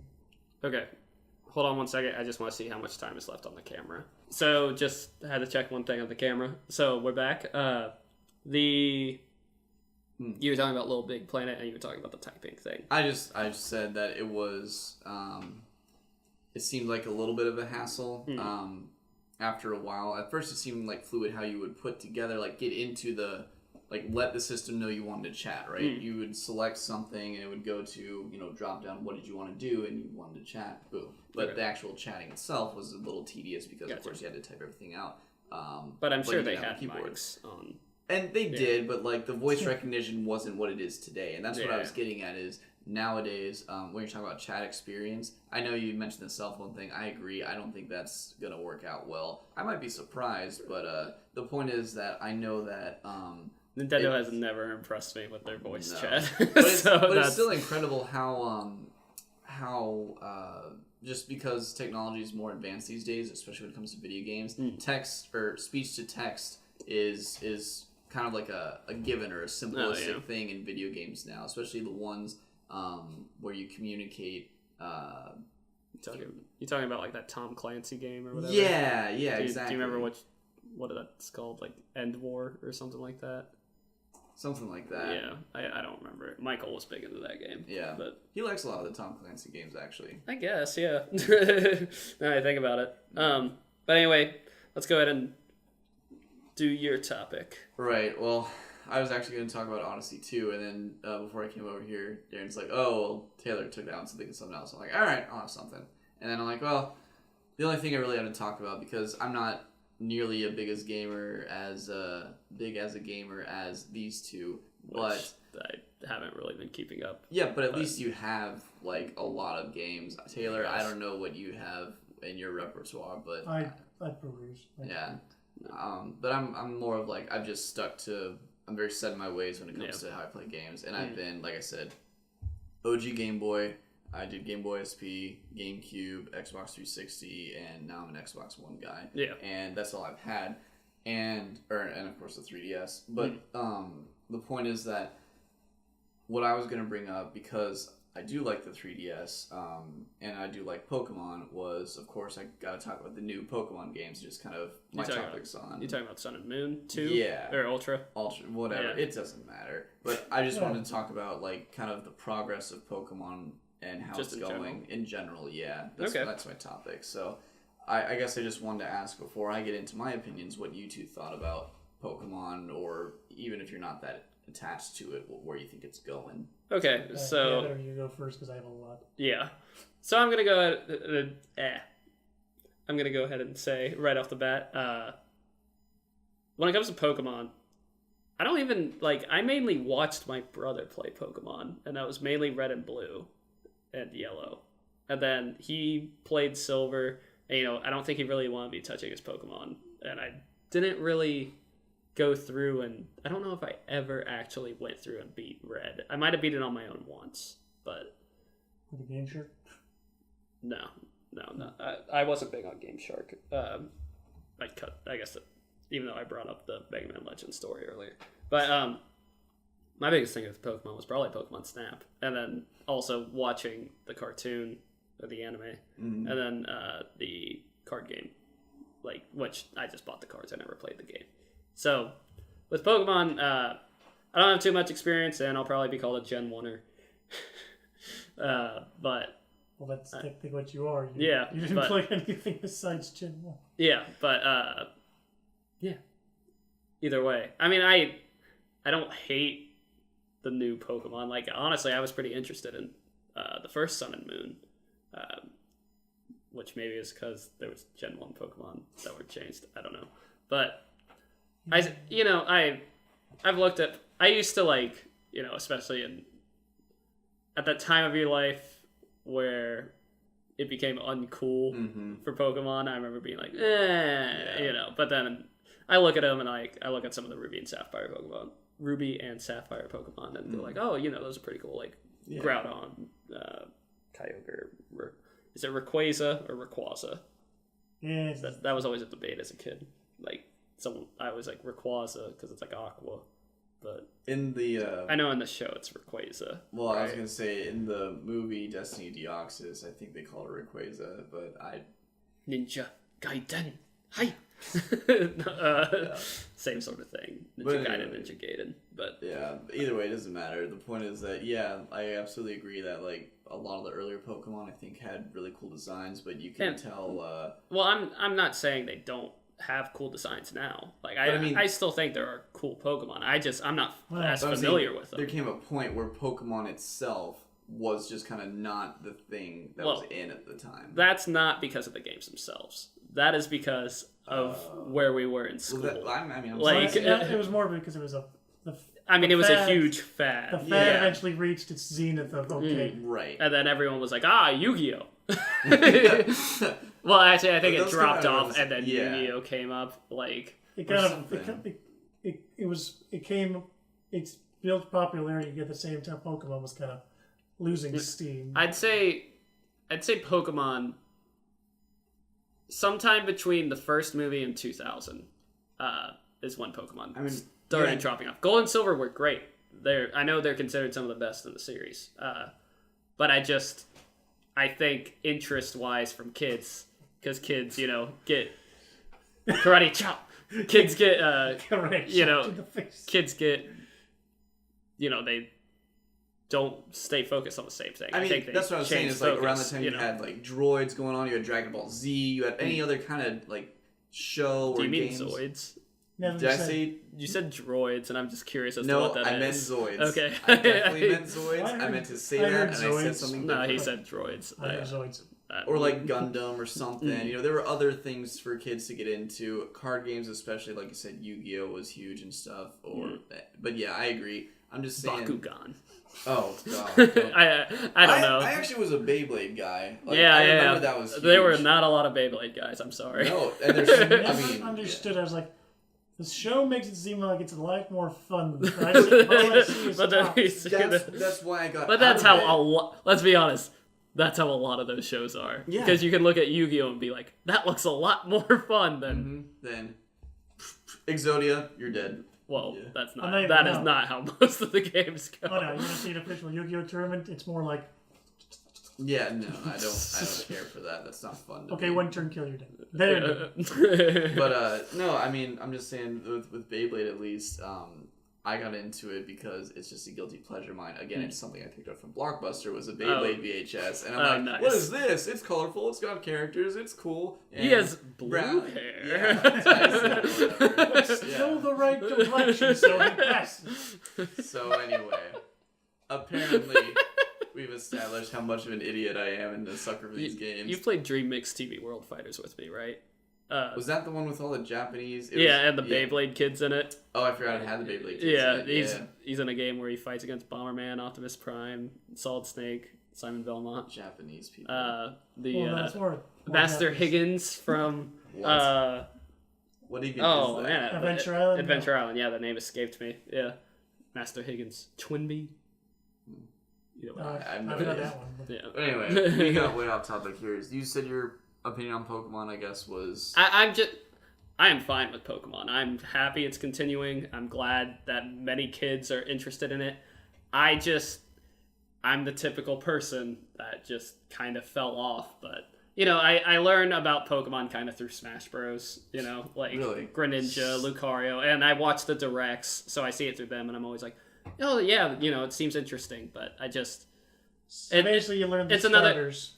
And Pokemon's another one of those games. It's an RPG where it's like, I know how much time is going to be put in if I play this game. Well, technically the Pokemon RPG at this point is really an RPG. It's a pet simulator. Follow the list of things you need to do and then win. Either way. As an Outlier? Just someone looking... An outsider looking... An outsider looking onlooker? in. Yeah, onlooker. As someone who is not in it, but looking at it, it's an RPG and it's Pokemon. I know what it is. And, I'm sure when you're in it, there's more to it. Well, but to me, it's just not it's not as, I think, in depth as you are trying to think it is. Yeah, no, it's a kid's game. Well, yeah, but... When you say RPG, it makes it sound like, okay, I gotta grind these characters up to beat the... No, just go. You know the types, go. You can beat the game. Okay. I don't know. You could probably beat Ruby and Sapphire in a 24-hour span if you really... But I like collecting. Okay, in that case, yeah. But that's the whole appeal that I'll get into. But that's the more appealing part for most people, I think, is the collecting. Which is why it's a dangerous game for me. I'm seeing a pattern here. Oh, I don't play these games. Why not? Well, because if I start, then I have to play the entire series and collect everything. Yeah. Anyway, Taylor, what did you have to say about Pokemon and its progress? You said you had a lot. Yeah, I actually have...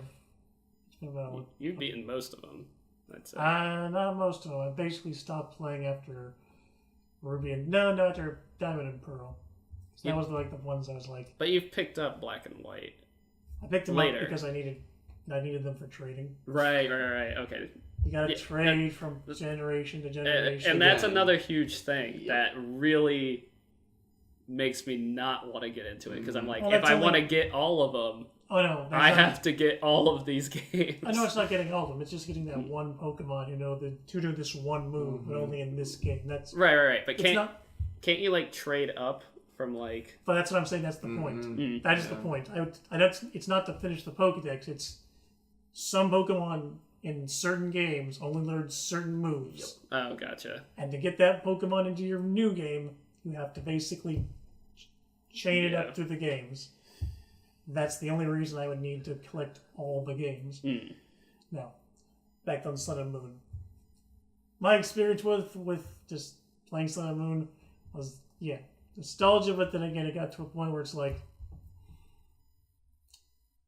this game is this isn't as I didn't feel any nostalgia, so I'm surprised you said you felt nostalgic. Well, I enjoyed going through the whole journey across, but without the gyms. I like that they mixed it up just a bit, so it didn't feel like a repeat, but it still felt like your usual Pokemon adventure. Right. Now I'm looking at Ultra Sun and Ultra Moon, and it almost feels like, let's take that and add a little bit more nostalgia from the Red and Blue games, and then there we are. Which sell the same game for full price. Now it's almost like Black and White 2. Exactly. Yeah. Black and White 2, I think at least their excuse was, we want to introduce some more competitive. And it was a different story they claimed too, which really wasn't. Black and White 2 was the first time where I was like, come on. Yeah. Because I understood the third game. I understood Yellow. I understood Crystal. I understood Emerald. Yeah. But when it was, I have to get 2 more games if I want to get everything, I was like, Like, not that I was even in it, but still, like, looking at that made me go, ew. Like, it made me just go, Well, I do not like that. You didn't need it because Black and White and Black and White 2 had the same Pokedex. Mm-hmm. So you didn't There wasn't any extra Pokemon in those games? No. But there are in Sun and Moon Ultra. No. Like, They are adding new ones. They are adding new, like, Ultra Beasts. Retroactively, but, like, oh yeah, there are, but Ultra... Or the Mega Evolutions? No, Ultra Beasts. There are these new things called Ultra Beasts, which I don't really get. Exactly. Okay. I'm gonna hope for that. My hope is that they're just exclusive to this generation of, like, they're just gonna be like the weird legendaries. Like, that's all. That's what I kind of. I don't call them that specifically, but that's what they are. Weird legendaries. Yeah. I don't know. Oh, go ahead. Sorry. I know you have more to say. Basically, I'm almost like kind of tuning out to Ultra Sun and Moon at this point because, again, if my excitement and how much I love the Switch is not showing up in this episode, then well, they should really show it. I'm actually just waiting for more details on the Switch Pokemon. Yes. No more shirts for the Switch? Yeah. They specifically due to, like, backlash of not saying anything when they had a Pokemon Direct or something like that. Like, at the E3 thing, the guy was at his desk and was just like, by the way, there will be a Pokemon game on Nintendo Switch. Because I think their announcement before was Pokken DX. Right, and it was like, come on! Yeah. So, I honestly think that was, like, straight up out of just, like, backlash of everyone going, not 3DS! Yeah. Oh, yeah, because they also announced Ultra Sun and Ultra Moon at that thing. Yeah, which, with 3DS, I think Ultra Sun and Ultra Moon is the last, like... It's gotta be the last buy turn this that you can holiday! shop. Yeah. And then, there might be another Fire Emblem coming there. I'm not sure, but either way. Either way, 3DS is dying. Yeah. I'm happy. It had a 6-year run. Once again, I was in high school when the 3DS came out. It came out the same year as Skyrim. So, yeah. I don't know. And another thing with me and Pokemon is I mentioned I'm not much of a handheld gamer. So, maybe I'll be more inclined when it's a full console one. I doubt it. But to be fair, I did not play Coliseum or XD, and I know those are different. Like, you don't get every Pokemon in those games, but they're still fun in their own right. Yeah. No, I had, and I'm just counting the handheld ones here because, like I said, I did have Coliseum and a couple of. Yeah, I mean those are spin-offs. Yeah. And there's the whole Mystery Dungeon thing. Oh yeah, I had a couple of those too. I've never touched. Not even gonna touch that conversation. Yeah. But I had Yellow. Like I said, was my first game, and I grew up on the anime and stuff, so I was a sucker for it all. And then I was gonna say, yeah. Well, wasn't it Black though? Yeah, it was Black. Yeah, dark-haired protagonist, spiky. Boy, yeah. You wore a hat though. Yeah. Oh, yeah, the hat. Whoa. Oh, did you switch it around? Like, are you being serious? Yeah. Well, like Ash. Yeah. Yeah, that's what he does. Yeah. All right. Well, anyway, so I had Yellow. I had I bought every game, one version or another. I don't think there was a single. Really? Yeah, I never bought all, like, the complete. I never bought Red, Blue, and Yellow. I never bought Sapphire, Ruby, and Emerald. I always just, like, I picked one because that was going to be, like, the one that I'd pick. So a lot of the times I'd, like, try to see what Pokemon came in ahead of time. Like, I remember Ruby and Sapphire. Which one did you pick on that one? I picked Sapphire because I think I liked the water Kyogre better than Groudon. That is definitely you. Yeah.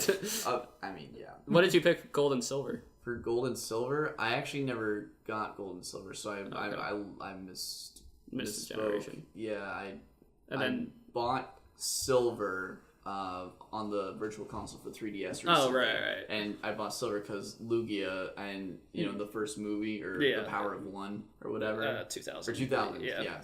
I mean, it might be called The Power of One. No, you're right. Yeah, it was the movie 2000. Yeah.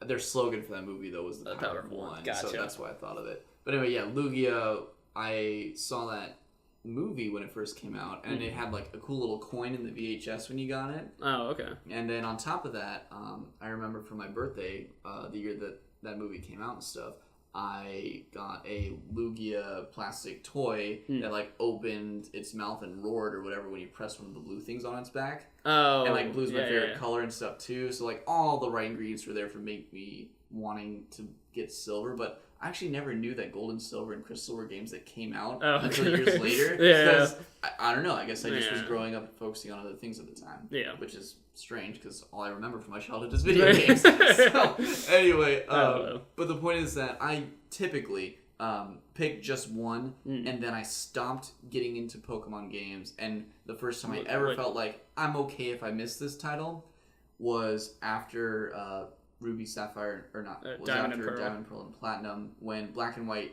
came out, and I'm like, eh. And so I reluctantly bought it because I think I found it for a discounted price somewhere a while after it came out, and then I'm like, okay, it wasn't bad, but definitely wasn't stunning by any means. And then of course with Black and White 2, I'm like, nope. Which I have, I think I have Platinum. I bought it. Oh, way did I say after Platinum? the fact. I meant to say Black and White 2. No, I'm just mentioning that. I think I have Platinum? Platinum. Yeah. But I haven't touched it at all. But. After Black and White 2, though, then they came out with the 3D X and Y, and that's the advent of the Mega Evolution 2. Yeah. And I never got on it because... Oh, really? I think I just hate the French. And so it was... No, honestly, I know that sounds weird, but like...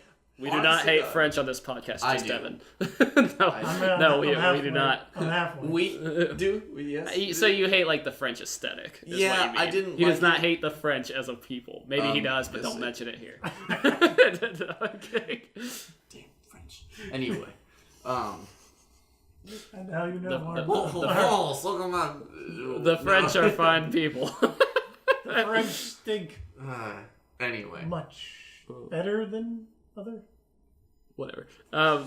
So my point is just that for whatever reason, X and Y just did not appeal to me, even though they had this new Mega Evolution thing. And I think maybe the Gen 1er in me was finally like, this isn't the Pokemon I remember, all that stuff. So then I'm like, okay, move on. And then when I heard about Sun and Moon and they were changing the formula where, like Taylor mentioned earlier, you're not doing the gym battles to get the gym badges or whatever. I don't remember. I'm trying to remember from Directs, but you're on this island chain. Think of like Hawaii or something. Yeah. Which so, I love the aesthetic of exactly. So that's why I got into it, was because I'm like, okay, they've made their mistakes in X and Y because a lot of people complain about the campaign being too long or the story being too boring or uninteresting or boring, something. Boring and long was the story.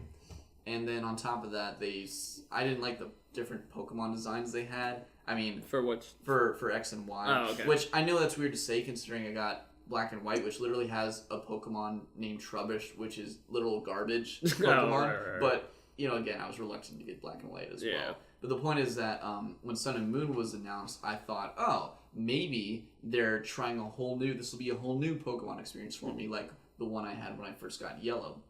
And really, honestly, the whole Island Kahuna thing instead of a gym battle is basically a gym. Like, essentially, it's the same. I see why they tried to change it up. And it's been the same since it's been exactly the same. In Japan, you still do an Elite Four at the end and a champion.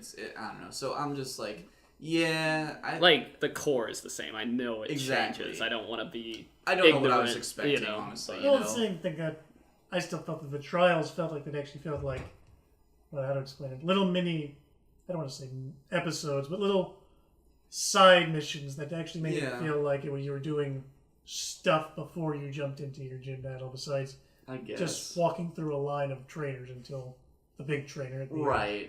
But again, the appeal for it was the collectability, because I'm one of those guys who, when I play a Pokemon game, at least on my first run of the game, I want to try to get every single one, and then after going through getting every single one, focusing on what I like, then just, restarting after I get bored with it and being like, okay, which ones did I enjoy most or think are the coolest, and going through a run with that. But the point is that... Oh, sorry. I thought you were done with your point, but my all I really wanted to say was that as far as how I feel about Pokemon and where it's been and where it's going and my personal experience with it, I feel like it's dying finally. I mean, that's just the feeling I get. I might be completely wrong when this new Switch thing comes out. The sales are doing great, but that's just because most of the people who are buying them probably aren't my age or era. So you're saying it's gamers. dying for you? It's dying for me because, again, not that I'm a Gen 1 or anything, but it's still not the same appeal as when you would go through. Damn the French. Yeah, exactly. I know this is something. But it's this. How many times can you rehash a story until it finally? It's like, okay. Well, you're also more of a story. Oh yeah, it's story in your games. And the story in all these other games really appealed to me as a kid. And obviously, they're not gonna have really hardcore, edgy adult things and throwing these cute Pokemon characters in there. So, all I'm saying is I'm glad that they're still going strong for sales and stuff. But for me, I've kind of at that point in my life and in my gaming life where I'm just like, yeah, I'm okay if I fall off the Pokemon bandwagon here. Okay, I'm gonna cut it for a second. Taylor, were you gonna say something after that, or? I guess kind of in the sense that, that makes that's very understandable. That if story has been your thing, that now is the time that Pokemon's really starting to seem like it's just, I guess what you'd say, just turning the wheels at this point, letting just things, just making it for the sake of making it, and not. Yeah. The cash grab. Yeah. Yeah. I personally do think, though, if this one is the first console Pokemon game, that's hopefully a it's gonna be traditional revolutionary. One. Yeah. I think maybe they'll get. I guess they are kind of getting experimental with Sun and Moon, but they are. I don't know. I just think having it on console might be that thing that really helps them. It reminds me those now we're even though they're doing fine, but you know what I mean. But now we're approaching the thousands of number of Pokemon that there are versus the 151 that we started out with. I just don't know what you expect. No. What I'm saying is I'm not saying I expect anything. I'm just saying, or I'm just wondering, how can they keep up? Are they gonna? Because how many? Even though I'm sure there's plenty of ideas for new Pokemon. Can you really keep adding more? And at what point does it become ad nauseum? At what point does it become convoluted? At what point does it, until people stop buying it. I guess, but that's just, It's funny you mentioned that there is a YouTube that I do watch. I think it's Lockstin or Gnoggin, something like that along that lines. His whole thing was when coming before that. His whole channel Sorry, Taylor. No, he did a I was being inappropriate. motion. So I So now that guy's name is going to be coming out of Devin's dick. All right, Taylor. Sorry, all you. Sorry, YouTuber guy. I might not do that. But anyway, go on. He's definitely doing it now. Anyway, his whole thing running up to Sun and Moon was that there was a lot of alchemy symbols in the game and well, it was your usual game, theory craft and all that, but the underlying thing. I'm just trying to do it, but you just Anyway, sorry. We're running out of time. Go ahead, finish your thought. The underlying thought, or the thing through the whole thing, was that Pokemon's going towards a reset. That it's basically going to wipe the slate clean. That's what I'm thinking. Is this next Switch game is going to be one where you don't start out with the 700 or whatever that we have now, which would be a huge mistake because everyone's so attached to the 700 now. But at the same time, I feel like it's we are. No, the average gamer is attached to these I don't think the average gamer is attracted to it at all. If they want to get new people, the younger kids are the average now. But they're not. But they're introduced to ones that they show on the TV show, not the ones they show in our Pokédex. It's those are cool, but right. But when you say a reset, are you talking none of the Pokemon that we've known up to this point, and just starting off with completely new ones, and none of the other Pokemon retroactively are added? I mean, a reset to basically to a certain point, Sun and Moon being all the ones that were in Sun and Moon. Right. Those are the only ones that. If they were in Sun and Moon, they show up in the new one. Mm-hmm. Anyone past that... Plus a couple extra ones, you're saying? Yeah, anyone besides that which backlog. Which would explain why they kind of picked like more popular ones from Gen 1 and threw them in, and then, you know, add like a couple things to them with the like Mega different Evolutions element or changes or like the Dugtrio with hair. So I like the Sandshrew though. Like the Sandshrew. Oh yeah, no, there's some cool stuff. Yeah, but basically, and that way, with that, they can update old Pokemon, but also there doesn't have to be like 15 different poison bug types. Yeah. Well, they're so good at balancing though, because the competitive side of Pokemon, where, you know, people aren't just casually playing the game for fun, they're playing it for the online battle part. I am so impressed with how they've been able, because I gotta imagine, every time they are like, hey, let's add this new Pokemon. Well, we already have X amount of this element Pokemon, and we already have this amount of, you know, what its ability is this, but that, you know, they have to check through every Pokemon that they've had in the list so far and see if it becomes more advantageous or whatever. Like, I feel like they're really good at balancing their Pokemon when it comes to stats and everything. So I'm not in the competitive Pokemon scene, so I'm not gonna say that it's balanced. I'm not either, but from what I have seen, I mean, it's all like there's no one Pokemon we can say are better than all the rest. Can we? You would know. I don't think there is. Is it pretty unbalanced? It depends on where you look. I mean, they have tiers when you're doing competitive, like Ubers and underused and all that stuff. Well, like Mega's kind of made everything kind of not pointless, but kind of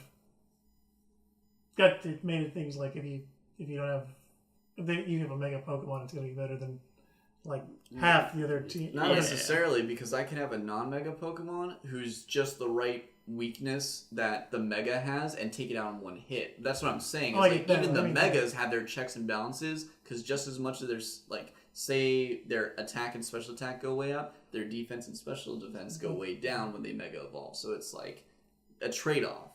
Darren, I know. This is how I felt when you guys were talking about like Skyrim and stuff earlier. Yeah. Which I except for one. Mega Rayquaza. Oh, what? I see that argument, but I also see I don't know. It has its own tier, man. Yeah. Oh, okay. Its own. It's the Meta Knight. Yes. Okay. Yeah. I guess. Yeah. Okay. Well, but besides that, I can see where the tiers. Yeah. But again, that stuff. It's kind of, that's why I think even a reset is even more necessary, because they wouldn't still make new monsters, because that's kind of what the point of making new Pokemon games is, to make to introduce more creatures for us to buy. Mons, man, more mons. More creatures for us to buy. More mons, more money. More problems. Exactly. More money, so we can spend more money on their Pokemon. Well, but if they have a bunch of trash tier mons, what do those really need to get updated every single Trash cycle? Tiermon. That's from Digimon. Yeah, I gotcha. But we are running out of time, so I'm gonna end it here. Is that cool? Yeah. Okay. I'm gonna end it here. So thank you for watching the first episode of Squirrelcast. That was like 2 hours. So thank you for. We didn't think we could do it. Thank you for being on the show. Taylor, do you want to plug like any social media where people can find you? Probably not. No. Do you want to plug any social media where people can find you? You can find me at youtube.com/VGSquirrel, facebook.com/VGSquirrel, twitter.com/DarrenPettit, DARINPETTIT, and instagram.com/VGSquirrel. And please remember, after watching this 2-hour video, to like, comment, subscribe, and share. But yeah. We thank you for your patience. Yeah. Thank you for this podcast. Thank you for listening. It was something we wanted to try out. We'll see if we do it again. I'm about to sneeze. Thank you for listeing to this podcast. I don't know if I'm going to cut it out. Yeah. We're going to boogie on out of here. Wait. So thank you for watching the podcast. Thank you for listening if you've listened this whole time. And we hope you come back for more. Anyway, let's finish this off. If you watch this whole thing, you're nuts. I don't know if that was a squirrel phone. It was. Please let it off.